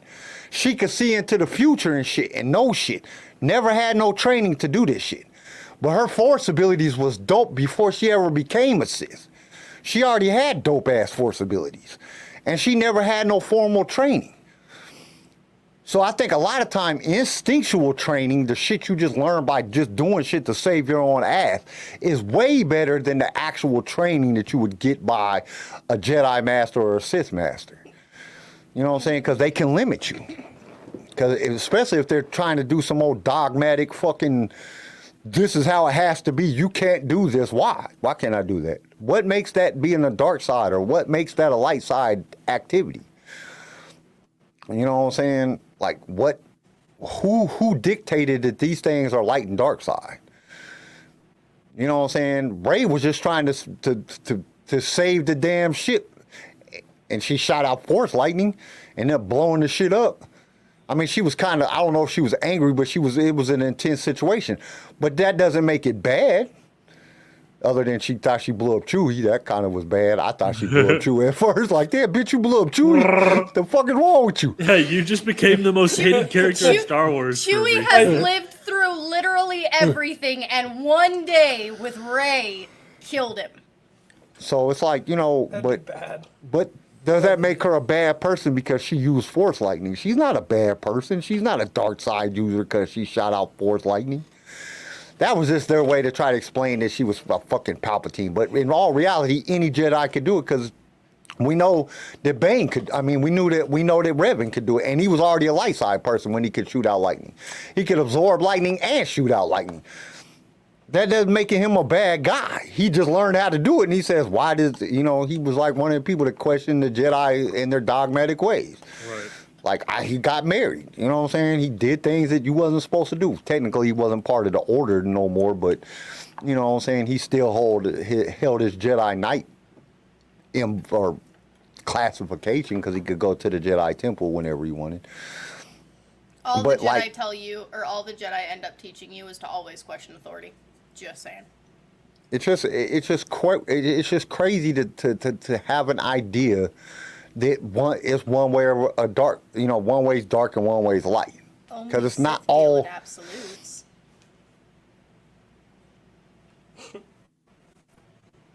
It's just one of those things that it could be something totally different. It doesn't have to be one way or another. Because like, dude, you could be a Jedi and fucking use Force lightning. You could use, if you go back. The world is your oyster. You can do whatever you want. Well, Whatever think your about dreams. Sith Don't sorcery let your came dreams from stay dreams. Just do it. Just do it. came from Force alchemy. You can Force get up on alchemy your was roof, practiced you by can the fly. Jedi. You know what I'm saying? Listen to Force alchemy Garrison, non-disclosure. was something that the Jedi used to use. It used to be a Jedi fucking trait. Or the Jedi or whatever. Because if you go back to Dawn of the Jedi, they use Force alchemy. Force alchemy is basically Sith sorcery. But if you're using it for good, then why is it Sith sorcery? Sith sorcery came from Force alchemy. You know what I'm saying? They took Force alchemy and they said, hey, we got to have a dark side thing, so we're going to do Sith spells and shit. You know what I'm saying? It's still the same thing. It's coming from the Force. You're using the Force to do these things. So it's not really a light or dark side thing. It's just a fucking thing that the Force allows you to be able to do. Because there's way more to the Force than fucking, because technically if you look, I guarantee, if they seen fucking Luke Skywalker using some fucking Jedi fucking, or some Force fucking hologram shit, whatever the fuck you call that shit. If Jedi seen him doing that shit, they'd call him a dark side user. Probably. They'd be like, that's some dark side shit. But the Well, only I reason... mean, it's Go not ahead. even a probably, because look at back in Clone Wars when Yoda was saying about how he was hearing Qui-Gon and Kid, Obi-Wan. yeah, him, Conehead Kid. was like, oh, Conehead. He was like, oh yeah, that's the dark side. That's the dark side. Like, you automatically jump to that just because you don't. And that's, the Jedi were terrified of everything. And it's not even like a healthy scare. It was more of a, if they didn't know what it was, because bad. God forbid they not know something. If they didn't know what it was dark. God forbid. Damn, who It's hurt just, you? The Jedi. The Jedi! that's just where the, you know what I'm saying, everything falls. So like I said, I would want to be trained by somebody that didn't have all them fucking dogmatic teachings. Like, train me by somebody that's like just trying to learn the Force as they go, because they're gonna be able to train me with shit that that the other Jedi or other Sith are not gonna know. I don't want no random master that just don't know shit. I want somebody that's trying to figure out some bomb shit that we could be better than everybody. And that's what you got with the, because like, even if you go back to Rebels, a lot of this shit in Rebels is fucking crazy. The shit that Palpatine can do and shit like that is fucking crazy as shit. And then Ezra's doing some crazy shit. He's opening doors using the Force. Man, they doing all kind of crazy shit. You know what I'm saying? Like, they had to use, him and Kanan had to use the fucking Force to get into a Jedi temple. It's probably why the temple was lost for so long, because the Jedi was like, oh, we can't do that. That's unright. Or something. We can't use That's the not Force. right. Like, motherfucker, it's your temple. They didn't even know the temple was there anymore. Nah, Oh, they didn't know the temple. I wouldn't want to They- be I They wouldn't. didn't know the temple was there, Qui-Gon, which means that it was a Qui-Gon bad would be temple. adult master. It was a I dark wouldn't want side Qui-Gon temple. to be my master. I don't think that I would want Qui-Gon to be my No, master. because Qui-Gon was like fighting enough against the Jedi. He wasn't like bogged down by the dogmatic. That's why he didn't get along with the council, Well, dude. that's true too, but he also was kind of fucking like just weird. You know what I'm saying? No, so I would choose Qui-Gon over pretty much anybody at this point because Nah. Qui-Gon, he wasn't a member of the council officially because he continued to question decisions instead of blindly following, and the council didn't like that. Qui-Gon never was one to just blindly follow. I mean, even at the way he looks at the Force, you know, I said it forever ago, I resonated more with Qui-Gon because, yes, I was I raised thought in Qui-Gon religion. was a bitch. Well, like, I Maul killed was him in raised, like 3 seconds. I was raised in religion, so it was Just because you're not good at fighting doesn't mean you're wrong. Right. It was Gotta be good at fighting. it was oh well, there's this mysterious, like, there's a god, he is amazing, don't question him, he is this all-powerful being, and I was like, okay, but I have questions. And it was a taboo thing to question. And that's what Qui-Gon did, was he didn't look at the Force as this mystical being. It was actual organisms that are inside of you working with us. And he put a scientific background behind a religion. So that's how I was able, he had a completely different way of thinking how the Force works and how just Jedi and good and bad and everything. Like, he did things that probably, like, he gambled. He 100% gambled with Anakin's life. No, he didn't. order He- to- Oh, like In order with the pod racing, he 100% gambled, and that's not a thing that Jedi's do. Is they don't be like, oh yeah, I think I'll bet 5 on black. Like, no, but Qui-Gon was like, yo, I'm gonna bet everything I have right now on this 9-year-old that I just met 5 minutes ago. Like, Qui-Gon was a badass. J-Dog said it the best. He said Qui-Gon was a hippie. Well, he was a smart hippie. He got his way a lot. I don't As know. we I just saw. I just don't. I don't think Qui-Gon was a good master to Obi-Wan. I think Obi-Wan learned a lot more from the other masters after Qui-Gon died. I think he learned a lot from training Anakin and Anakin's, you know, like fuck was- doing We all saw that how shit. well We're just that gonna do went. what the That fuck was- is. Let's Well, that fuck was have also- plan B, motherfucker. What's plan B? I don't know. I'm making it up as we go. Well, you know that what I'm was saying? also part of who Obi-Wan was Obi-Wan learned by doing and making the mistakes, and that was Obi-Wan. Granted, we saw how him training Anakin turned out, because he wasn't, Yeah, he learned The- from his mistake. right? Yeah, He But I did. don't blame that on Obi-Wan, though. I don't But- blame Anakin being like the way he was because of Obi-Wan. That wasn't Obi-Wan's fault. I do, but I don't. think that shit was the because- Jedi Council and Palpatine's influence and everything. I think overall, I think Obi-Wan was a good master to Anakin. I think everybody else was. fucked up Anakin by putting him in positions that No, he I'm should have not never been in the first place. I'm not trying to say that Obi-Wan was a bad master to Anakin. Obi-Wan just wasn't the master that Anakin needed. Anakin didn't have a dad. Anakin was he essentially grew up with with Obi-Wan. Granted, Obi-Wan was in his teens, but he basically grew up with Obi-Wan. Obi-Wan was more of an older brother to him, and you can parent your younger siblings, but you're always going to have that sibling bond there. It's not going to be like a parent like Qui-Gon would have been to Obi-Wan or to Anakin. And Obi-Wan was so enthralled and he dove into the Jedi religion where it was, okay, well, I'm not going to have any sort of feelings, even though I have feelings. I'm not going to have any sort of feelings towards Satine. Bitch, we all fucking saw him. But Qui-Gon would have been like, okay, cool. So that says it's bad. But as long as you do not let your feelings overshadow those of the good that we have to do. Like, that's who Qui-Gon was. Qui-Gon was, he looked at the bigger picture, and Obi-Wan didn't. He was a strict rule follower. Qui-Gon wasn't, and that's why he was never in the council. Well, that's why he's dead, too. Because he didn't follow the fucking rules. You don't follow the rules, you get killed. But And yeah, then- but at the same time, I don't think Obi-Wan really had that much of a choice, dude. He wasn't high in the council. He didn't have prestige as a Jedi, dude. He was just as much as lost as Anakin. He was doing the best he could within the Jedi Order. So I don't think, yeah, he was a rule follower, but it's not like he had a choice. He just, Well, I don't blame it on.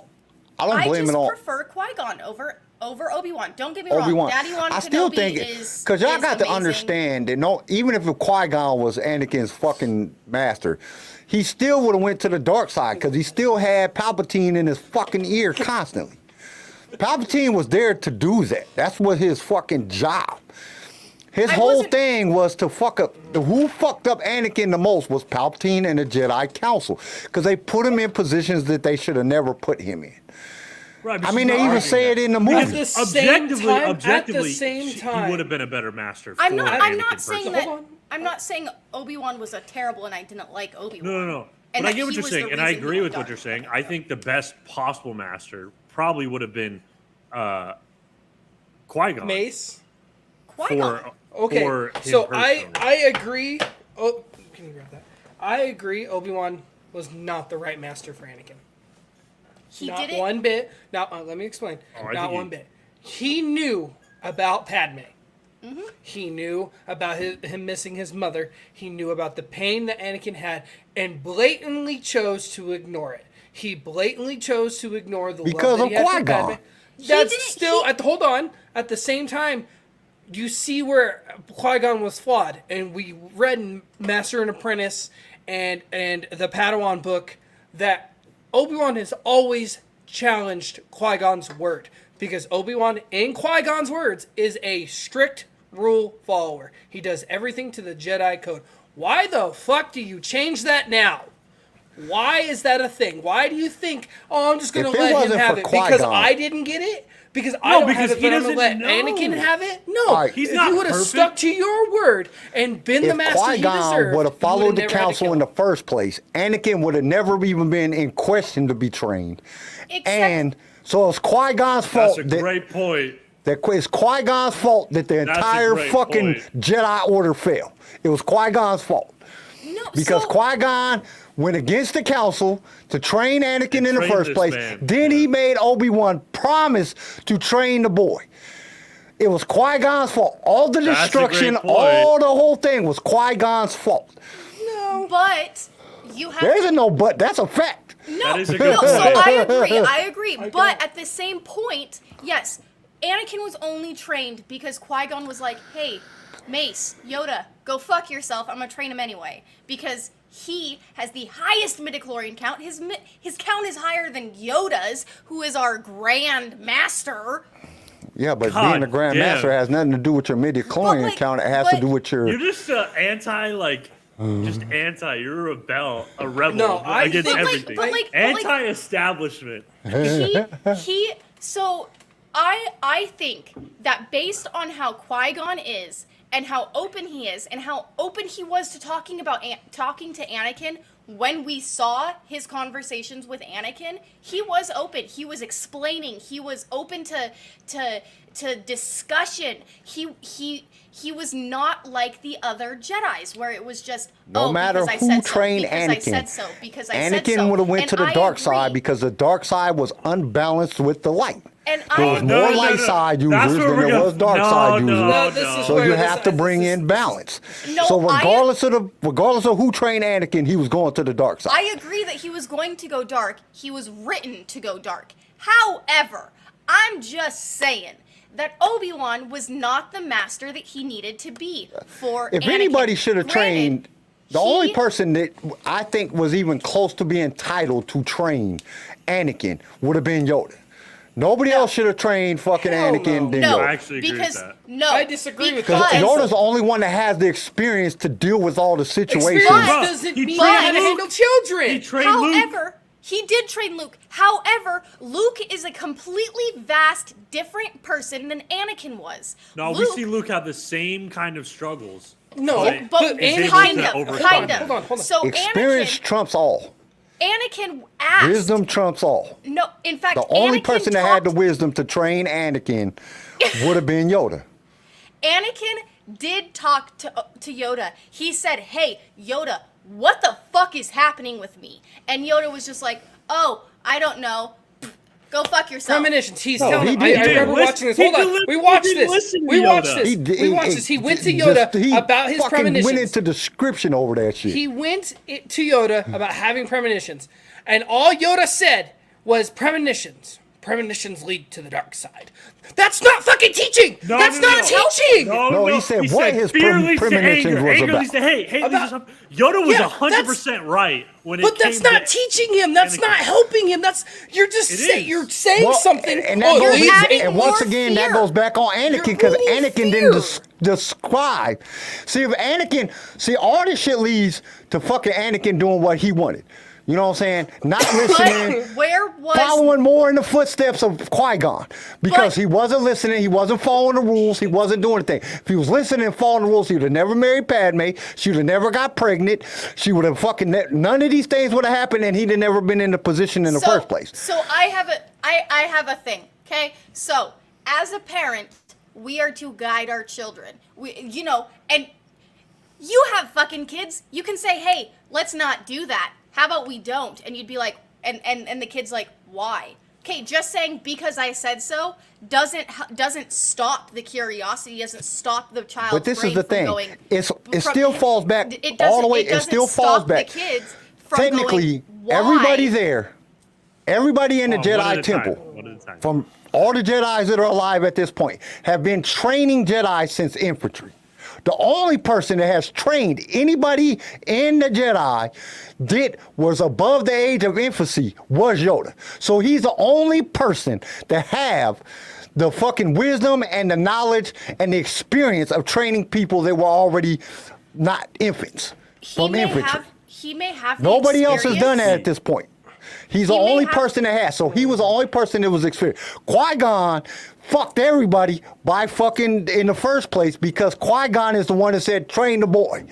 No, motherfucker, the council said, he is too old. That is the rule. There's a rule for a reason. He broke the rules. He caused all the fucking problems. However, Palpatine already knew about Anakin because he was on Coruscant, like he was there, and Palpatine already knew. So if Qui-Gon did not train him, he would have flipped a lot quicker. Palpatine would have It gotten wouldn't have a hold mattered. of him This is the thing. It wouldn't have mattered. Regardless, he was going to the dark side. But Regardless of the when- situation, he was going to the dark side. Yes. And it's fucking, this is the thing. If Qui-Gon would have followed the rules, he would have never been trained as a Jedi. So then Palpatine got to go get him and train him to the dark side. He'd have got trained from the beginning of the dark side, which would have completely changed the whole outcome of everything.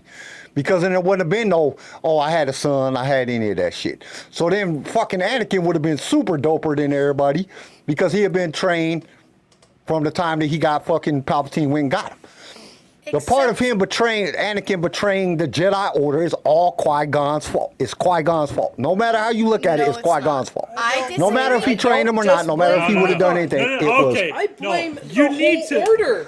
No, The you whole don't. order plays into this. Anakin The made whole his own order- decisions. Anakin's a grown ass man. But the entire order, if you do not have the support system growing up, Anakin was Right. was older. And I Anakin was get that. older than the other younglings. But if you do not have the support system behind you to make you feel supported, to make you feel safe, to make you feel like you can talk to somebody when there's shit going on in your head that's fucking everything up. Like, if you don't have that support system, then yeah, things are gonna go bad. You're gonna make a lot more mistakes. Like I was saying, is, kids, we're given the job as a parent so that we can teach our children. And Mike Phoenix asks, I'll be like, hey, how about we don't do a dive bomb off the couch? off the back of the couch. And Phoenix will go, why? That's not her questioning my authority. That's just her wanting an explanation. And so I'll give her an explanation of like, okay, well, if you do that, you're probably going to crash pretty hard. You might hurt something. You might break something. It's just overall not a good idea to do. Okay, fair, valid. Those are valid reasons. And she won't jump off the back of the couch. She'll literally be like, oh, okay. And then no more curiosity. No more curiosity after that. Okay. And I have a rebuttal for this. Me first, Kyle. All right, go ahead. What Anakin didn't have was that support system to be like, okay, this is okay. Here's how we can fix it. Yeah, and that's true. He might not have had the best support system. Fine. But life is 10% about what happens to you and 90% about how you react to it. You cannot blame everything that someone does based off of someone else. It's refusing to take responsibility. Anakin made his own choices. Anakin turned evil. But it doesn't matter about what happened to him. He still has responsibility towards that. But at the same time, I also agree with both of you at that. As a man, you decide whether that's good or that's bad. You decide how you react to it. I agree with that. But at the same time, you know that if you can't make that decision, you should be able to turn to the people that are showing you or know how to do it or have been through it. If Yoda's been through so fucking much, where was he? He literally told him. He said, don't be worrying about these premonitions. I know they suck, but all they're doing, what is the point of you freaking out about it? If she dies, she dies. Sometimes people die, and you can't control that. You need to learn to let go. And then you have Palpatine in his ear talking about, I can make her stay alive. You know what I'm saying? This is the thing. And here, hold up. Let me get to my rebuttal. If you didn't ever have no kids, you wouldn't have to have the discussion with Phoenix, right? If Qui-Gon would have never fucking even questioned anything about the order, none of this shit would ever happen. Except there is no exception. If you follow the rules, you know the rules. If a dick go in you, there's a possibility you get pregnant, right? So if you choose not to put the dick in you, then you don't get pregnant. So it was a choice. Qui-Gon made a choice to go against the council and fucking say that he was going to train this boy. Then he got stabbed.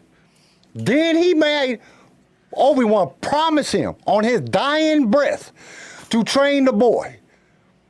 And Obi-Wan goes to the council, I will train him no matter what y'all say. That is kind of tough to blame the council for him turning evil when the council was like, hey, he shouldn't be training in the first place. Qui-Gon should have never questioned it no matter. Qui-Gon should have never tested his metachlorians because he was too old to even be tested. He was too old for any of that shit to even happen. He was too old. Correct. But so all of this shit is all the shit that happened after that is not even part of the story. If you have Qui-Gon following the rules in the first place, it's because Qui-Gon broke the rules that caused him for all of this shit to happen. That's why it's in the movie.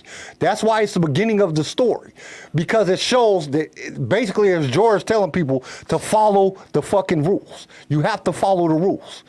There's rules that are set for a reason. What Anakin needed, though, was what he always needed was a father figure. He needed that guidance from a father figure. And we see it because that's how Palpatine gets to him. Palpatine stops and listens and tries to say, hey, I fully understand your worries right now. And I understand that you are scared and I can try and help you. And that if the Jedi had just done that and said, you know what, your fears are valid. But that everybody gets scared sometimes. Your fears you also got to look at the thing. Valid. It was because of Anakin's rule breaking. Anakin went and told Palpatine shit that he didn't tell. If he would have went to Obi-Wan and said, Obi-Wan, I'm having these feelings about Padme. What do I got to do about him? He didn't do that. He went to Palpatine and said, I killed a bunch of people and I fucking Padme and blah, blah, blah, blah, blah. Then it goes both ways. If Anakin doesn't confide in his master and talk to his master about these things because he knows he's doing wrong, and he goes to somebody else, it's just like if you're on the street, if you're on the street and you don't feel comfortable going to talk to your parents about shit, and then you getting influenced by the fucking local drug dealers down the street, who are you going to be more likely to fucking listen to? The local drug dealers down the street, because you're confiding in them. So that's Anakin's fault that he confided in Palpatine. Except someone who I didn't. It's not fucking Obi-Wan's fault. It's not nobody else's fault. That's Anakin's fault that he confided in the bad guy. No, so I can speak from this one on a kind of personal level. Growing up, I hardly ever confided in my parents for everything because I did not feel like my parents supported me. And if I walk and I did, and I had a feeling of because of the way my parents were, that if I said anything, if I said, hey, I fucked up and I did this, this, and this, how do I fix it? I would more get in trouble for doing X, Y, and Z than having the support of saying, hey, I get it. You fucked up. That was a bad thing. You shouldn't have done it. Let's figure out how to fix this. My parents, I didn't feel supported by them growing up. So I did go to my friends' parents and I got myself into more shit because my friends' parents weren't always the greatest. They were kind of sketchy sometimes, whatever. But I didn't, as an adult now, I see that my parents supported me more than what I saw or I felt.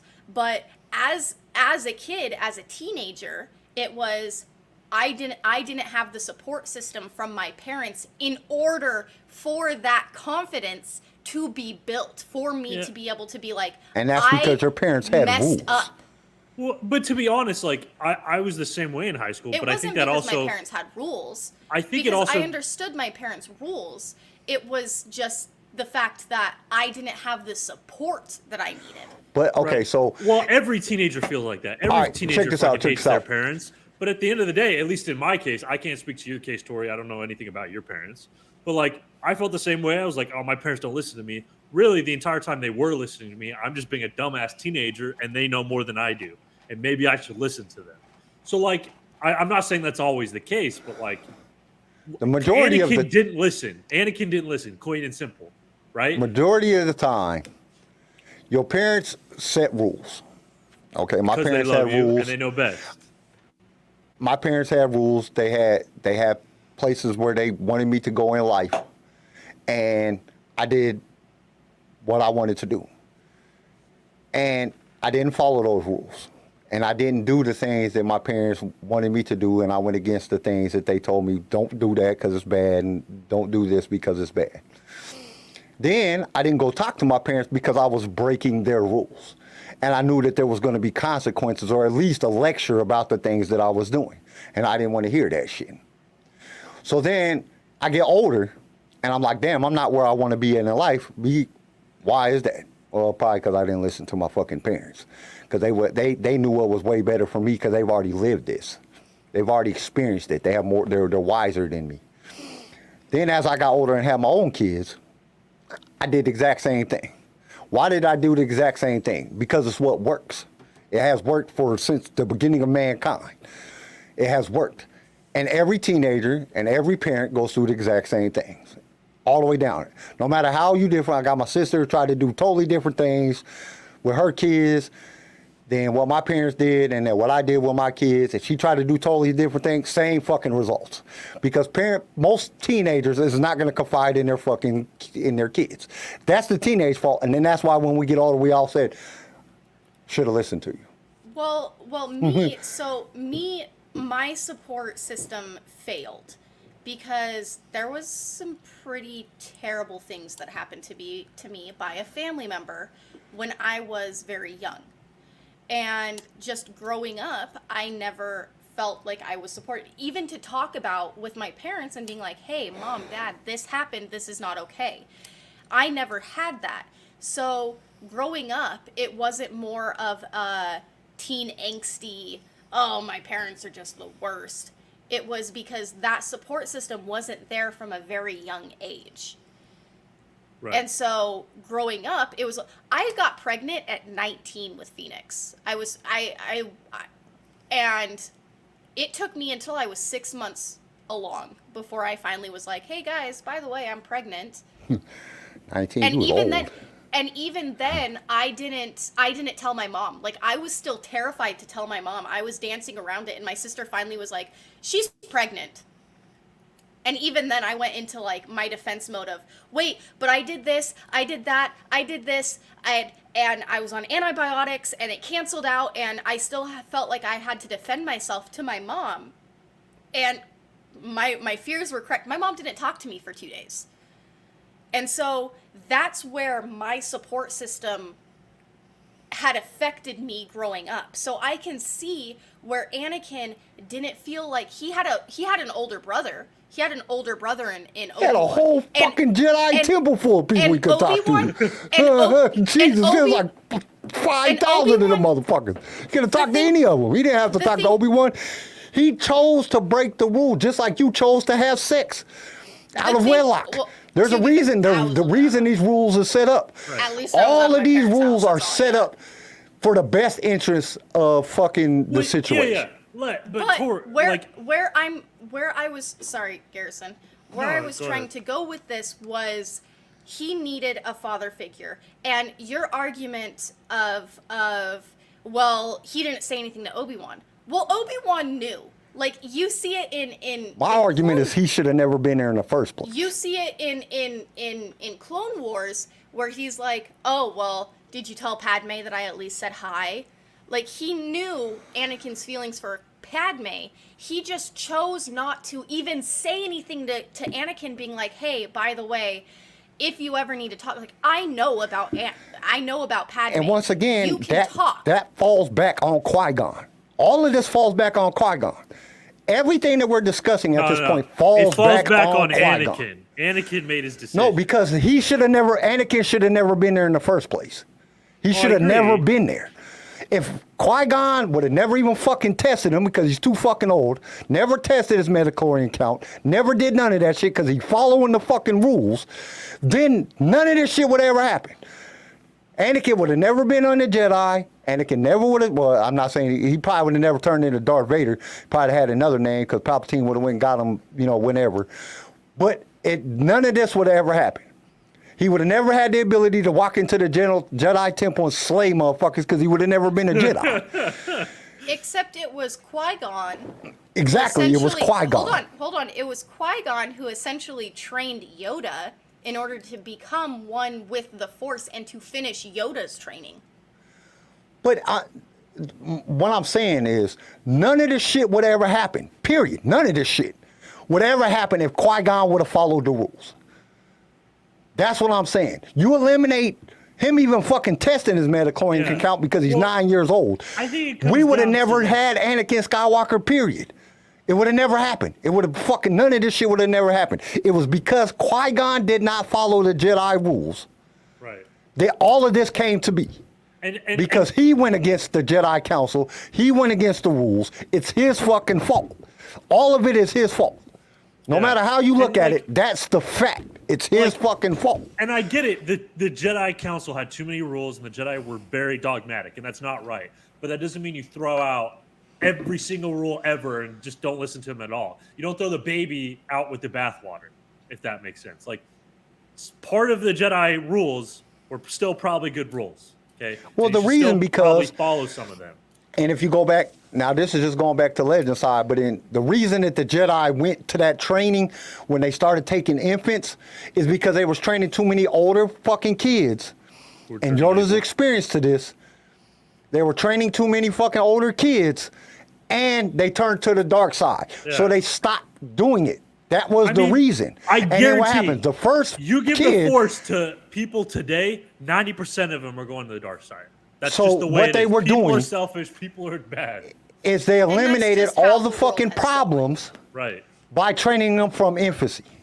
They eliminated those problems because once a kid had attachment to their parents, once a kid had attachments to all these different things, that attachment formed. It would follow them through life, and they would turn to the dark side because they would become attached to something. So they eliminated that.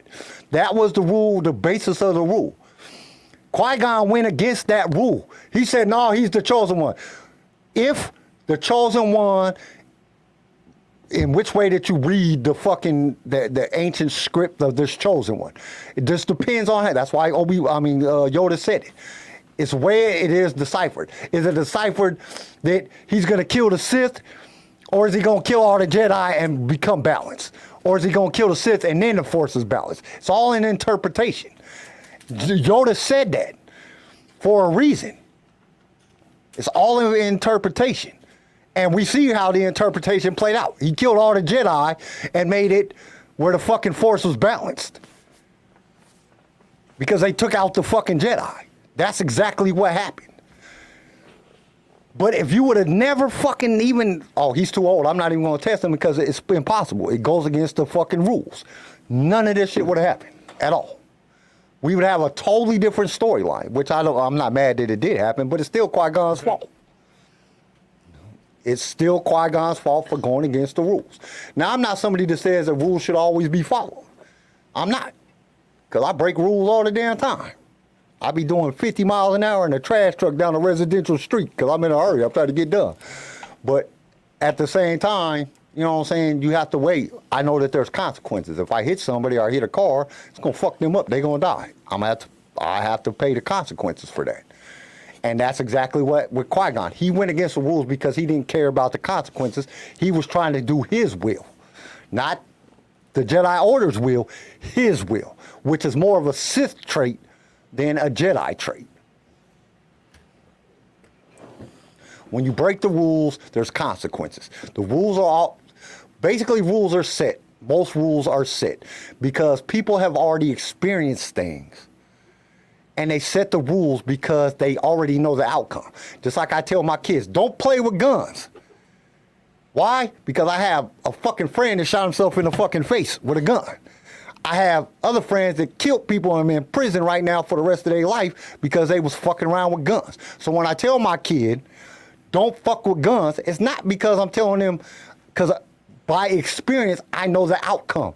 You're going to fuck around and shoot yourself, you're going to shoot somebody else, and you're going to be in prison or dead. Don't fuck with them. That's the reason rules are set.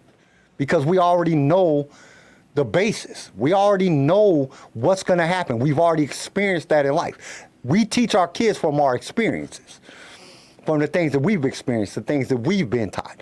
We know the outcomes of these things. When you tell your kid, graduate high school, go to college, do something with your life, you're telling them that because you want them to succeed. You know what happens if you don't do that shit. If not by personal, you might know it by fucking a friend or whatever. You've experienced things in life. You're wiser. Wisdom always out trumps everything. Wisdom and knowledge is the most powerful things. Qui-Gon didn't have the wisdom of the fucking other Jedis, and he made a decision based on what he wanted, and the outcome was what happened. Right, and it wasn't Anakin's like Darth Akari. Attachments shouldn't be viewed as a bad thing. Yeah, I don't think that was the case. Because if you like watch the scene where Anakin is being interviewed by the Jedi Council, it's not that the fact that he's attached to his mother is the fact that he's afraid over anything to lose her. Attachment, because he's like, you don't want to lose on your mother. Your thoughts dwell on your mother. And Anakin says, I miss her. He goes, no. You're afraid to lose her. And Anakin immediately gets angry and he goes, what's that got to do with anything? Right there. So you hit the soft spot. It's not the fact that he's attached to her. Of course a kid's going to be attached to his mother. It's the fact that he's afraid over anything to lose her. And he gets angry when anyone even approaches the fact that he might lose her. And then when he does, that's where the sin. sin. It's not a little attachment. It was that they saw that, all right, this kid's susceptible to attachment is forbidden by the Jedi because it's the things that happen when you become attached. But it's also the fear of loss, the fear of fucking love, the fear of losing that love. Love is a powerful trait. Love is probably the most powerful trait in the entire galaxy. And for you to love somebody, and look at it, it was basically the love that fucking not only turned Anakin to the dark side. It wasn't the love. It was the extent to which he took that love. It wasn't the fact that he loved his mom. Any kid would love his mother. Oh yeah, Padme. But Padme, he loved Padme, so he didn't want to lose her because he loved her. Well, even with the love with Padme, of course he loved Padme, but it was what he was willing to do for that love. Yeah, that's where the attachment. That's why they don't. That's why attachment is forbidden. Love. Because you shouldn't be attached to anything because attachments bring in those emotions. Them emotions. That whole thing, instead of being like, hey, you're scared to lose your mom, you get mad over the thought of losing your mom. I get it. that was a chance for the Jedi to take it and be like, yes, it is you're gonna lose your mom at some point. It should have been a time for the Jedi to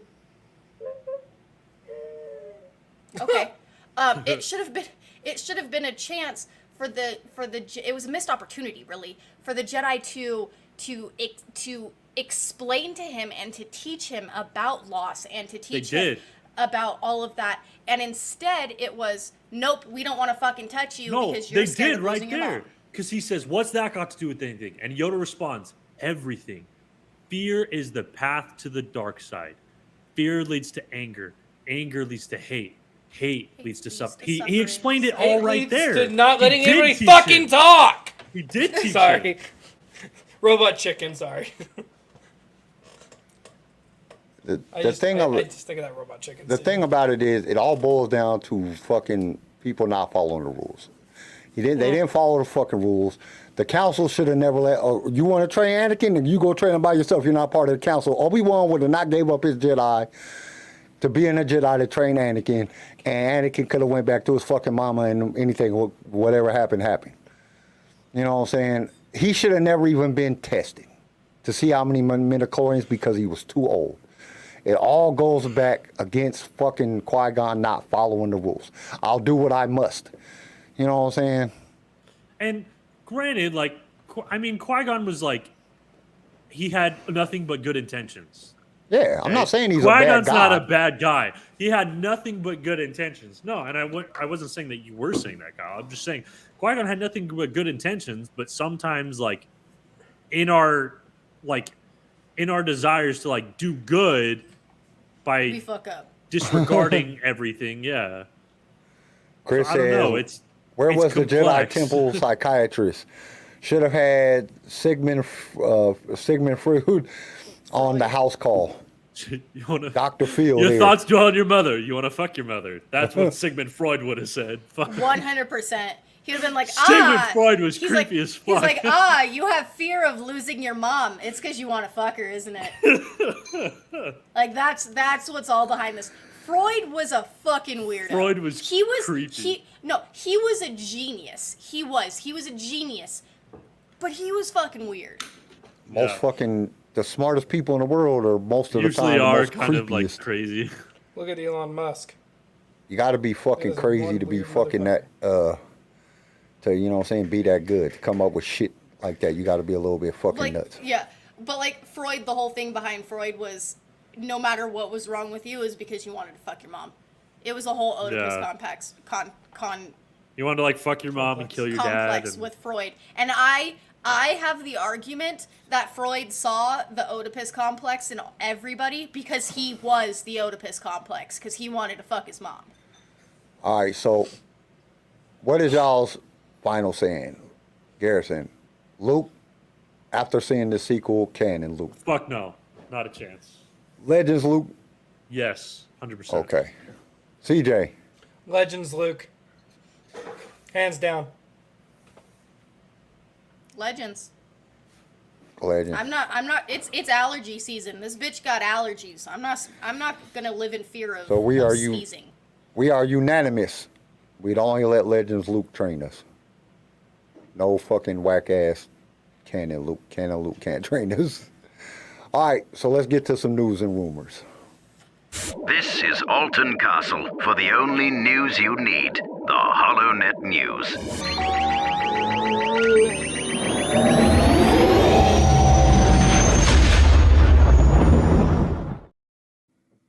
I want to go first. Don't you always go first? Don't you got Hasbro news? I'll be right back. I gotta pee. I was gonna say, don't toys usually go first? Shit. Go ahead. Yeah, they do. So, Black Series has given us Yoda's lightsaber. Yep. It's to scale. And it's supposed to be the most realistic one. Supposed to be the most realistic one, right? Which means only my fellow tiny hand folks will be able to hold it. Star Wars or Hasbro Pulse fan stream for Star Wars Day, May the 4th. We'll start on May 3rd at 11 o'clock and end on May 4th at 11 o'clock p.m. Cal Kestis has his limited edition Star Wars lightsaber at Galaxy's Edge. Comes in a pretty little box. You can buy it on Disney, but it comes in a pretty little box. It's a wooden box. It's got all the lights and effects and all the fun stuff. It's actually pretty cool looking. Would I ever own it? Probably not. But it's still cool looking. They officially dropped the 332nd Black Series helmet, which I love clone trooper helmets, especially Phase 2, so that's going to be fun. And it's going to be the most expensive item in Phoenix's collection so far. Yeah, it's going to be Phoenix's, and it's not going to be mine. Damn it. And then Mandalorian Fleet Commander Black Series figure. The one without the crotch plate. The one that was leading the ship in the beginning before Axe took over and crashed that bitch like a champ. The reviews on said lightsaber aren't bad.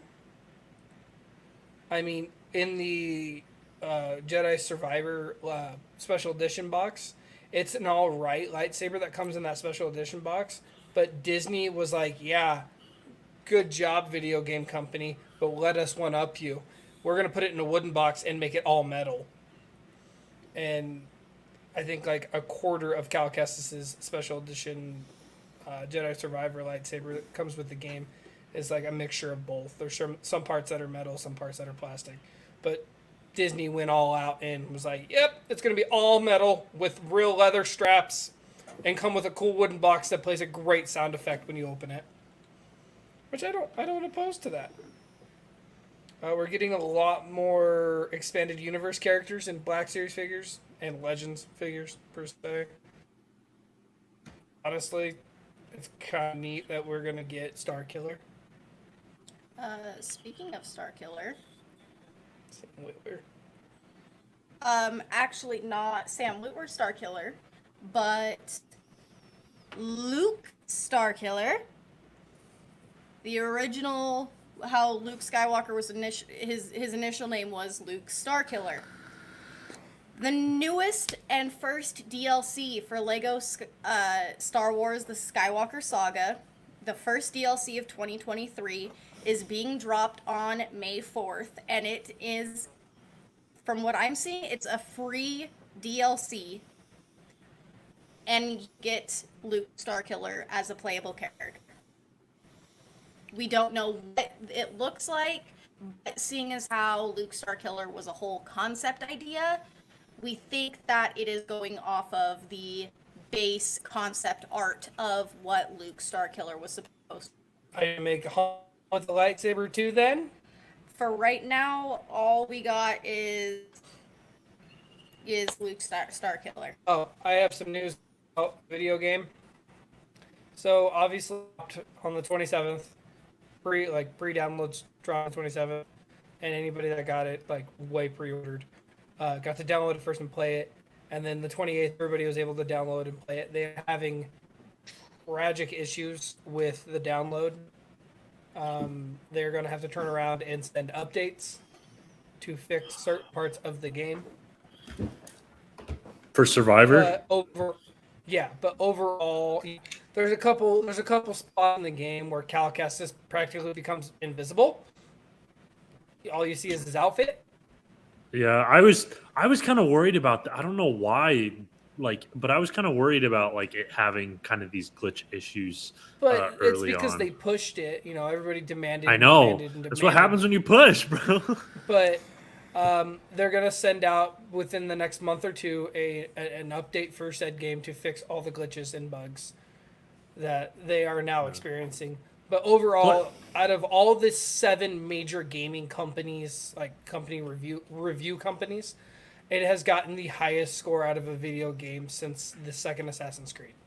Which, wow. Yeah. Mm-hmm. The lowest score it got was a 9.4 out of 10.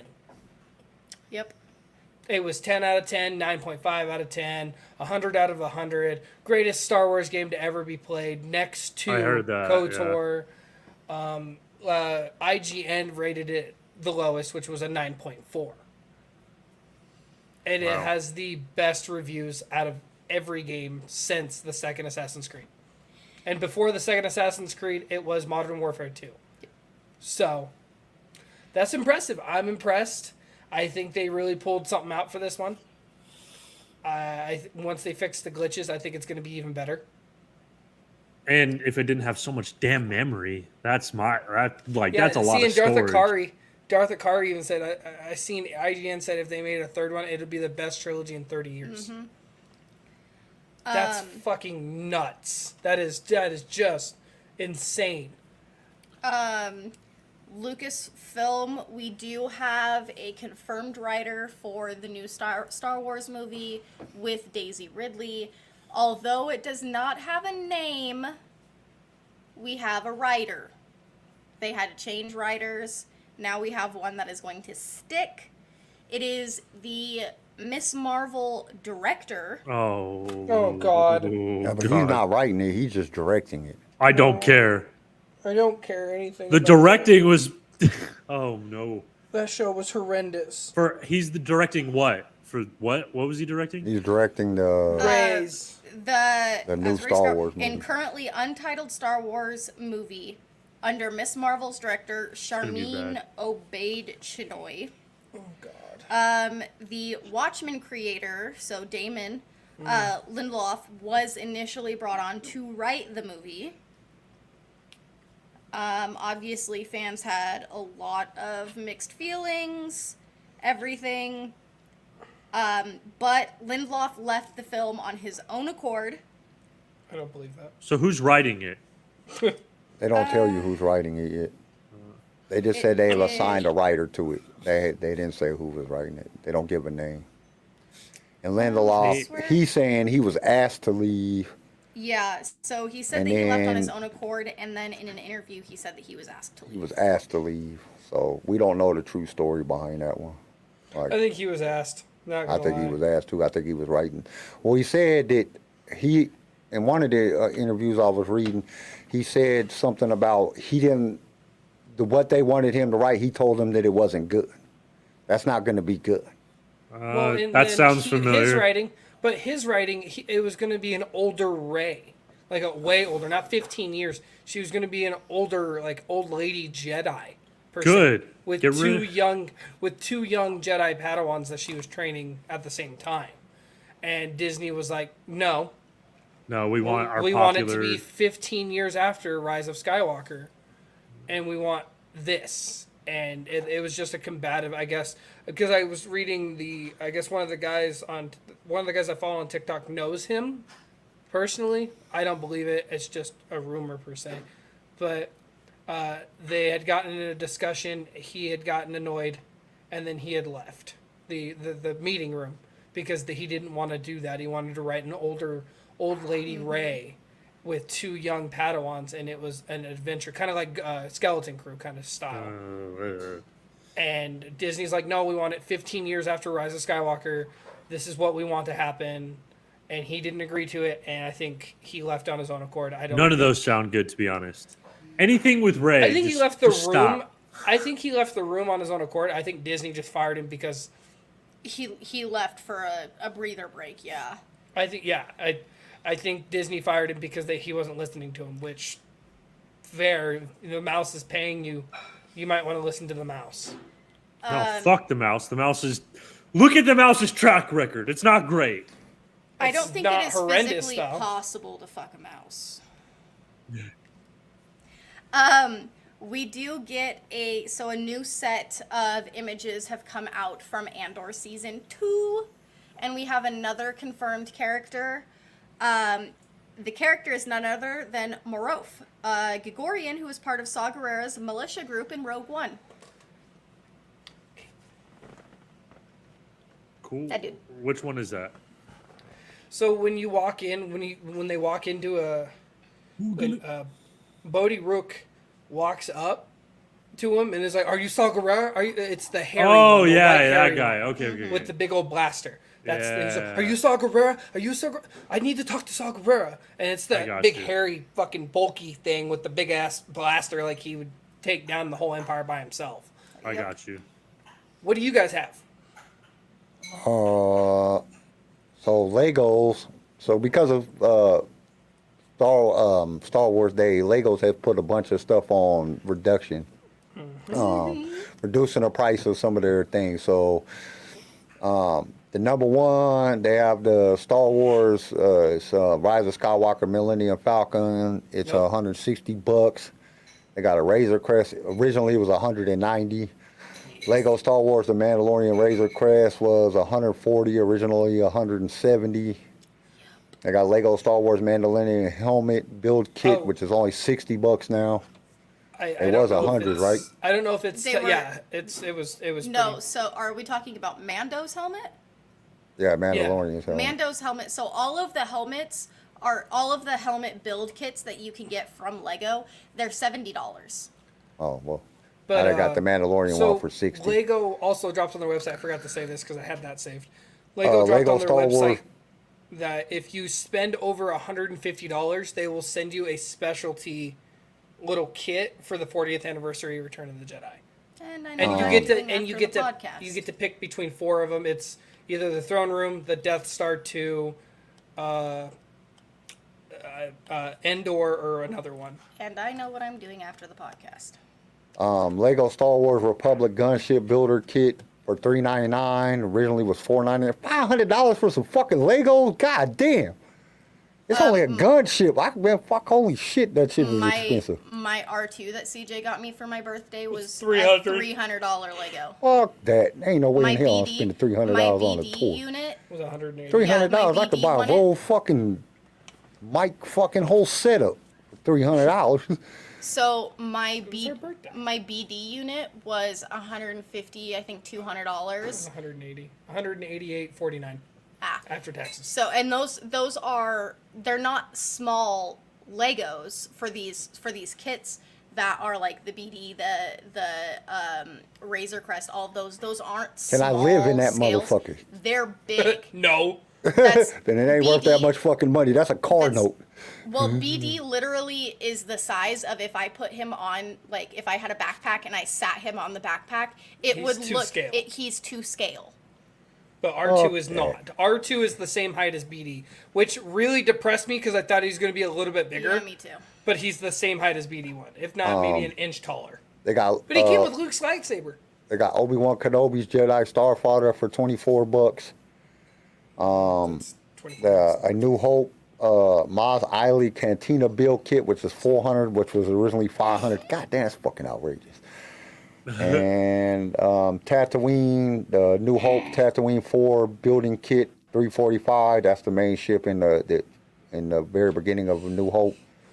And so that's all the stuff that Lego had. This is the new drop. And they put everything on discount because of May the 4th. Then, now this is kind of crazy. There is a Florida mansion that is Star Wars Disney Ah, yes, I saw this. fascinating and can be found for and can be yours for a measly $19 million. Or you Only can rent 19 it. million? Yeah, And only you 19 can rent million. it on Airbnb for $500 a night or $600 a night. I saw that. What? I'm like- It's cheaper than the Star Wars fucking Galaxy Yes. Cruise? What? Yes. This mansion is pretty cool. They got one like Star Wars room, then they got like a fucking Frozen room, then they have a Shark Tales room, and then like a fucking under the sea fucking what is that one called? Fucking Little Mermaid room. And it's a pretty good size looking mansion, but for $19 million you can own it if you wanted to buy it. 19 million. Yeah, I don't know. Then we have some Little- exciting news. Okay. So in an interview with Clone Wed, Timothy Zahn, the creator of Thrawn, Grand Admiral Thrawn, talked about how it was exciting to see Thrawn coming to live action. But then he said the danger is that the screenwriters write is badly. Idiots. Writers Yep. write badly. If it is, he is a tactician, always ahead of his enemies. Dave Filoni showed this in Rebels and understood the character. So I think everything will be fine as long as Filoni and Jon Favreau remain at the helm. Then he said, and I am of course available to help them out if needed.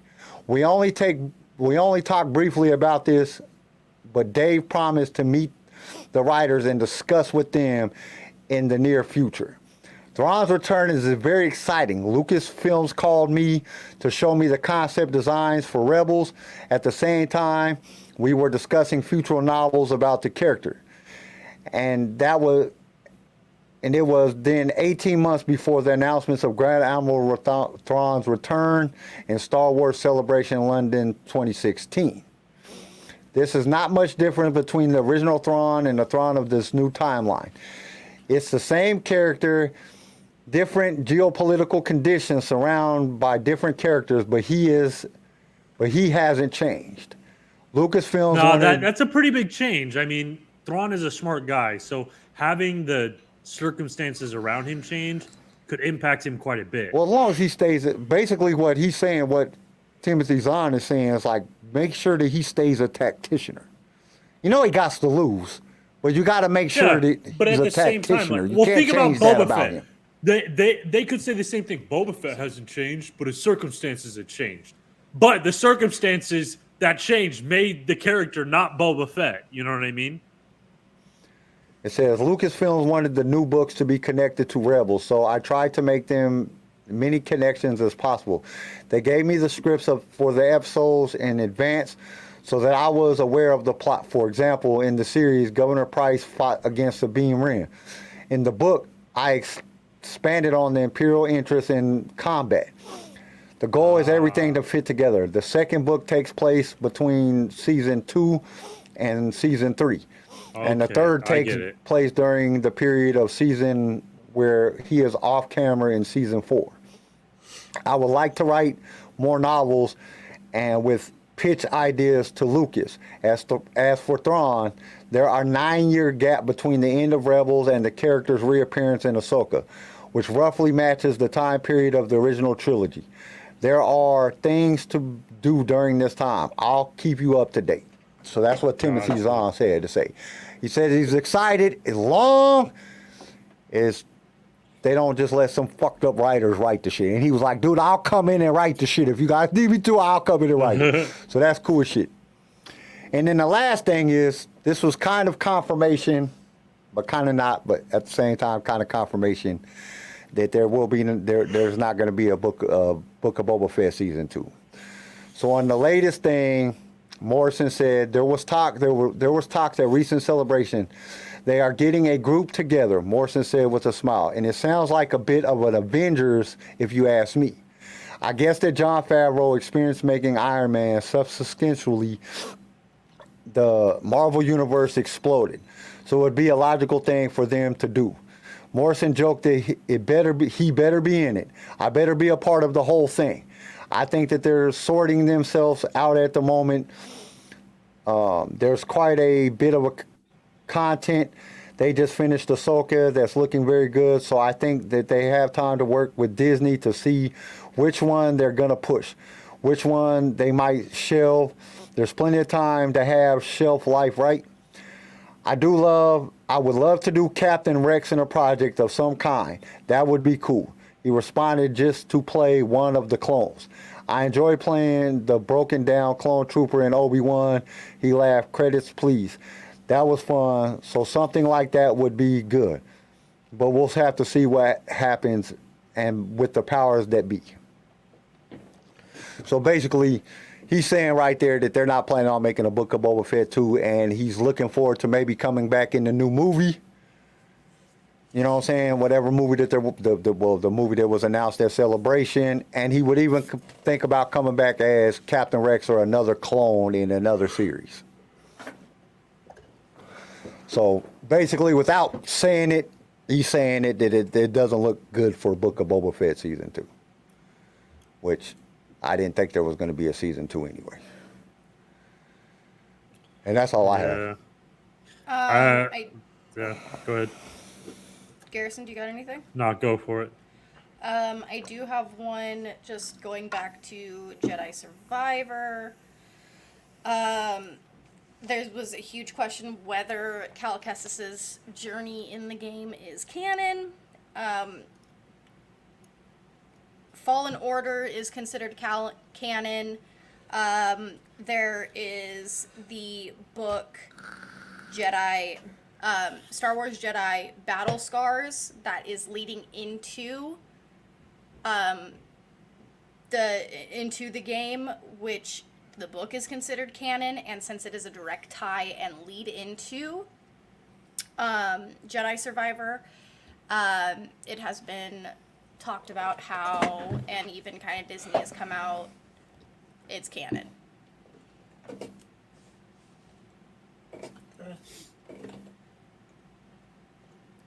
All right. Go to the quiz. Yeah.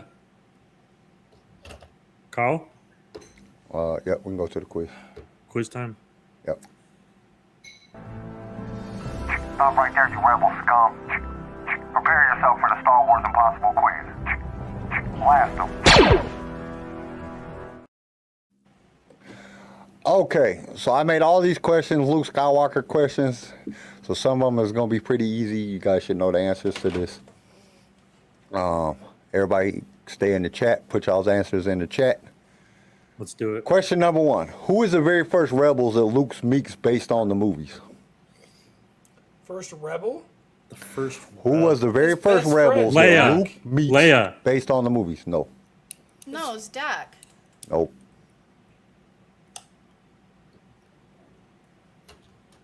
Would Han be considered a rebel? No. No. Obi-Wan or Ben? Nope. R2 and 3PO. Yep. Oh. I didn't think about that one for a second. I was like, wait.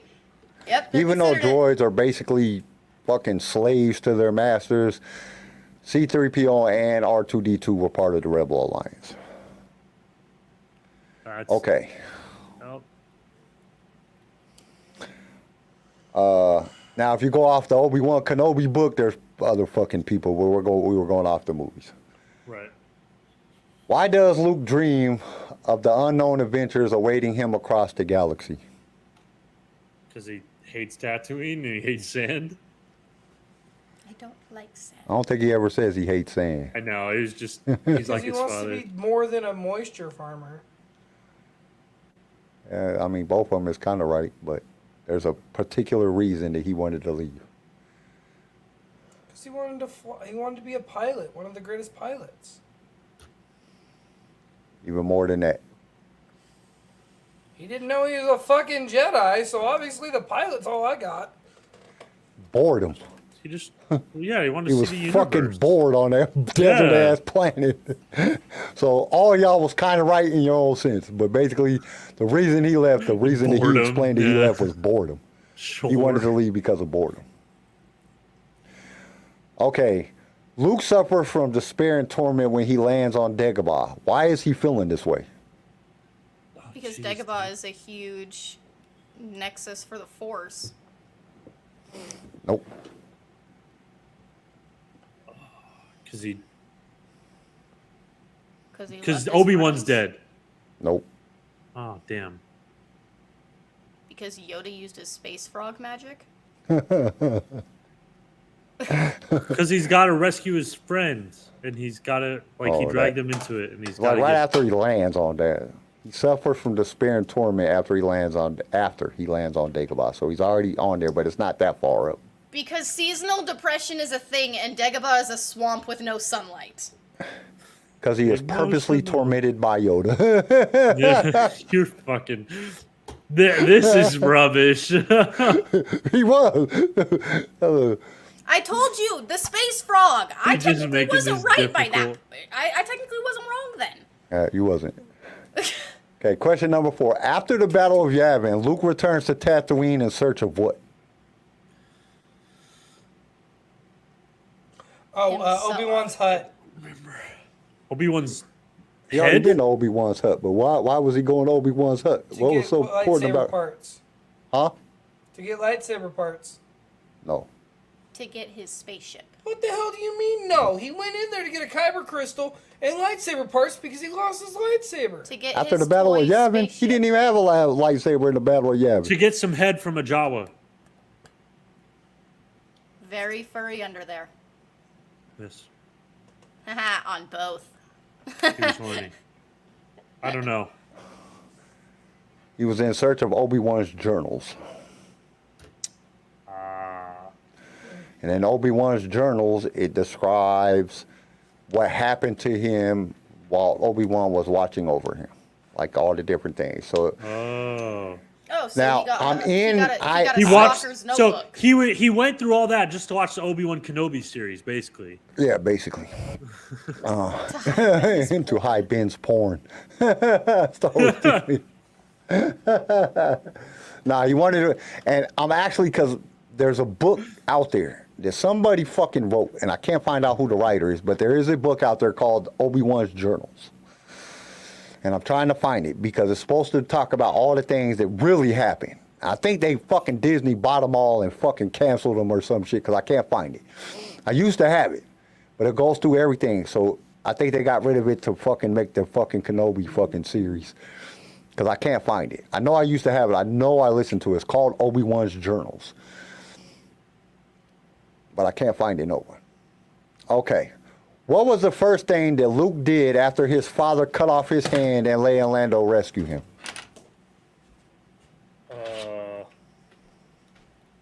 He gets a new hand. You got it. He gets a new hand. Okay, I was like, okay. Okay. Oh, that's the same question. Yeah, basically he gets a new hand. When Yoda's Force Ghost visits Luke on Octo, what was he trying to teach Luke? He actually says this. On Octo? Wait, which one's Octo? This is like in the sequels, right? This is in the sequel trilogy. When fucking Yoda's first, when Yoda's You Force can't get Ghost, everything out of a book, right? Something like that. Yoda was there to teach Luke something. What did he teach him? Can't get everything out of a book. Ah, page turners they are. Quit being a bitch. Like, Yeah, basically, quit being a bitch.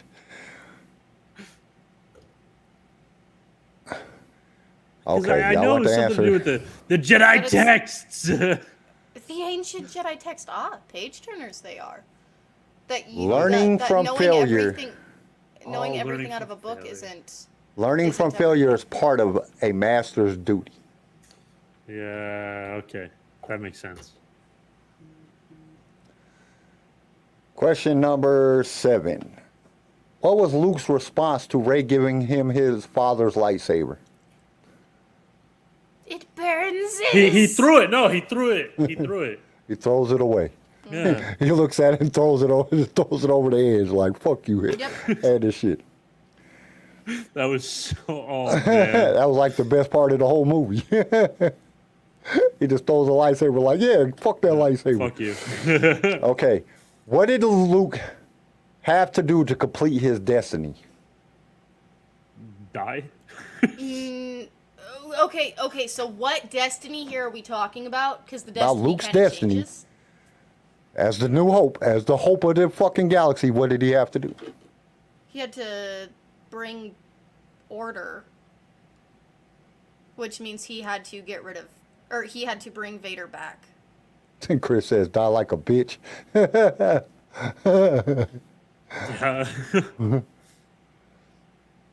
In A New Hope, his Bro, I whole have thing no was idea. to just to destroy the Death Star, but You're pretty close, Star Wars team leader. I don't know. search your feelings, Jeffafa. He had to redeem his father. That's how he fulfilled his destiny. So, kind of close. Yeah. Well, confront his father, that's what Yoda says. But it wasn't to, a lot of people think to confront his father was, it basically, in Luke's destiny, what he believed his destiny was redeeming his father. Right. Okay, number 9. Why did Luke torment Rey when she first arrived on Octo? Because she's worth tormenting. She's annoying. Mm-hmm. You kind of just fucks with her and then he leaves and just fucks with her and then leaves and just fucks To with her. see if she was like persistent. Nope. It was a test. Oh, it was worth a try. I mean, it kind of is. That's kind of right. Damn right, it's right. I'm just kidding. Because that was Yoda's first lesson to him. That's true. That's true. So that's why he did it to her. Yoda is an asshole. Well, you got to figure, Yoda did it to him. He was tormenting him because he had to see, are you worthy? You know what I'm saying? He had to see if he was going to train him or not. Like, really, do you have what it takes to become this Jedi? And he did the same thing to Rey to see if she can become a Jedi. Okay, this is the hardest one. Okay. Luke agrees to teach Rey 3 lessons to show her why the Jedi were wrong. What were those lessons? 3 lessons to show why the Jedi were wrong.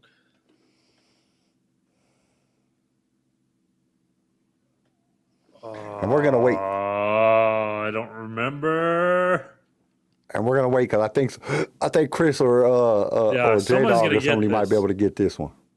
There's 3 of them. There's 3 different lessons that Luke promises to train Rey. What were those 3 lessons?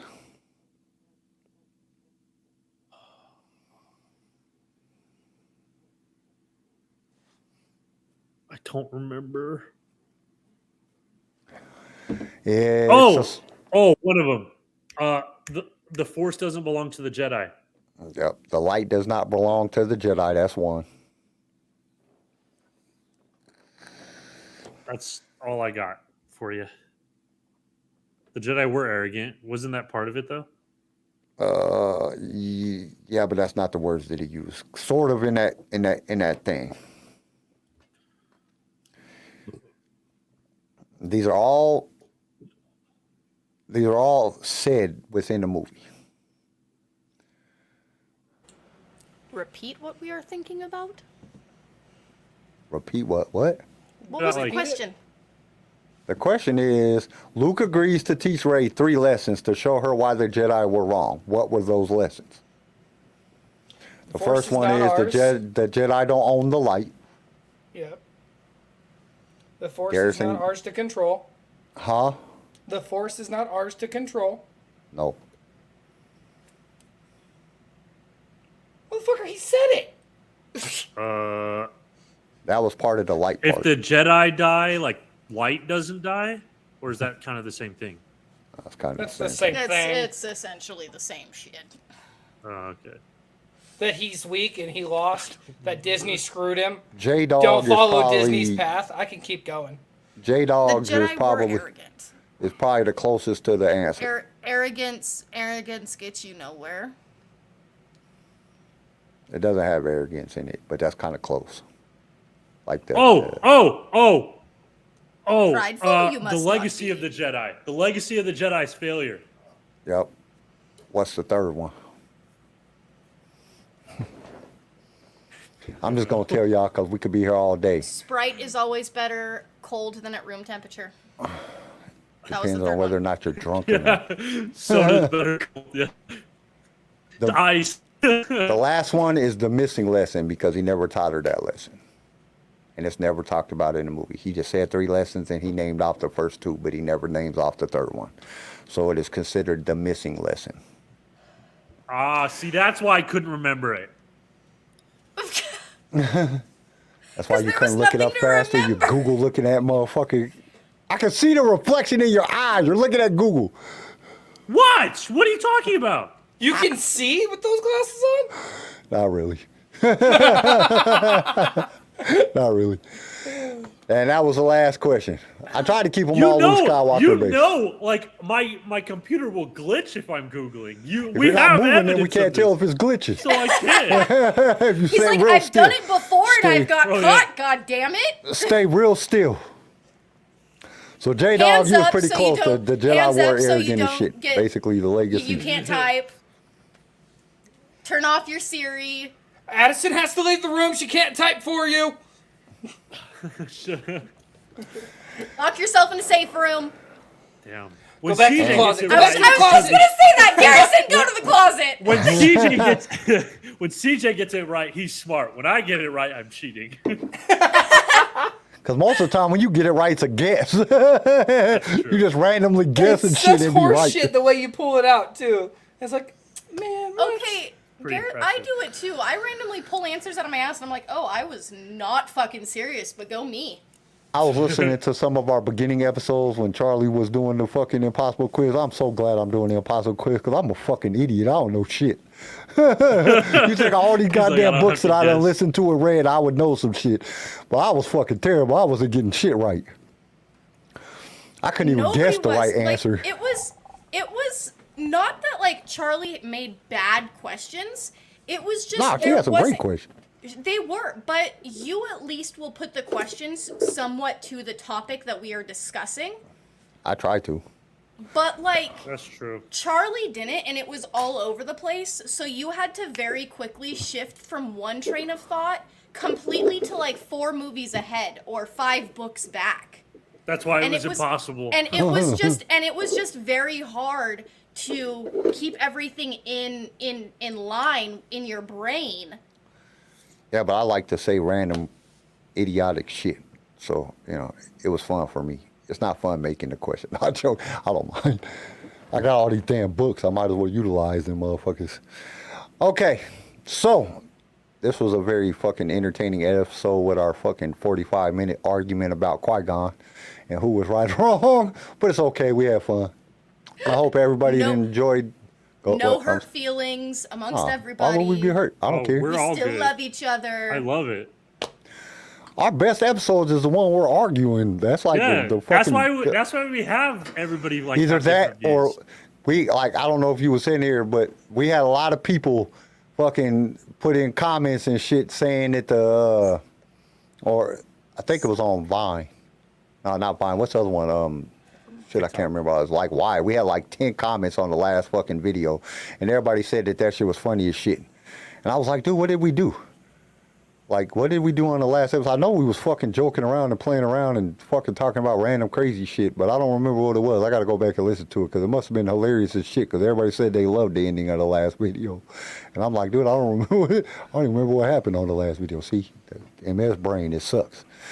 But that concludes our exploration of this question.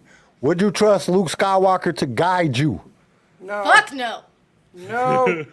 We hope that you examined of our Luke character development and struggles with the dark side has given some food for thought on whether or not you would want him to be your Jedi Master. As always, we want to hear from you. Do you trust Luke as a guide? You on the path of the Force? Let us know in the comments. And don't forget to subscribe, hit that notification bell, and stay up to date with all of the latest Star Wars content. Thank you for watching LightSaber Radio, and may the Force be with you. Make good choices. Thank you for tuning in to LSR. If you've enjoyed the show, consider subscribing so you can be notified when new episodes are released. If you would like to be a guest on the show or just want to give us some feedback, feel free to email us. You can also reach out to us on all major social media platforms. LightSaber Radio is produced by PicFilm Media and is a Swaycast original, starring Garrison Turcotte, CJ Elliott, and Kyle McDaniel. And don't forget to join us next time for more adventures in a galaxy far, far away.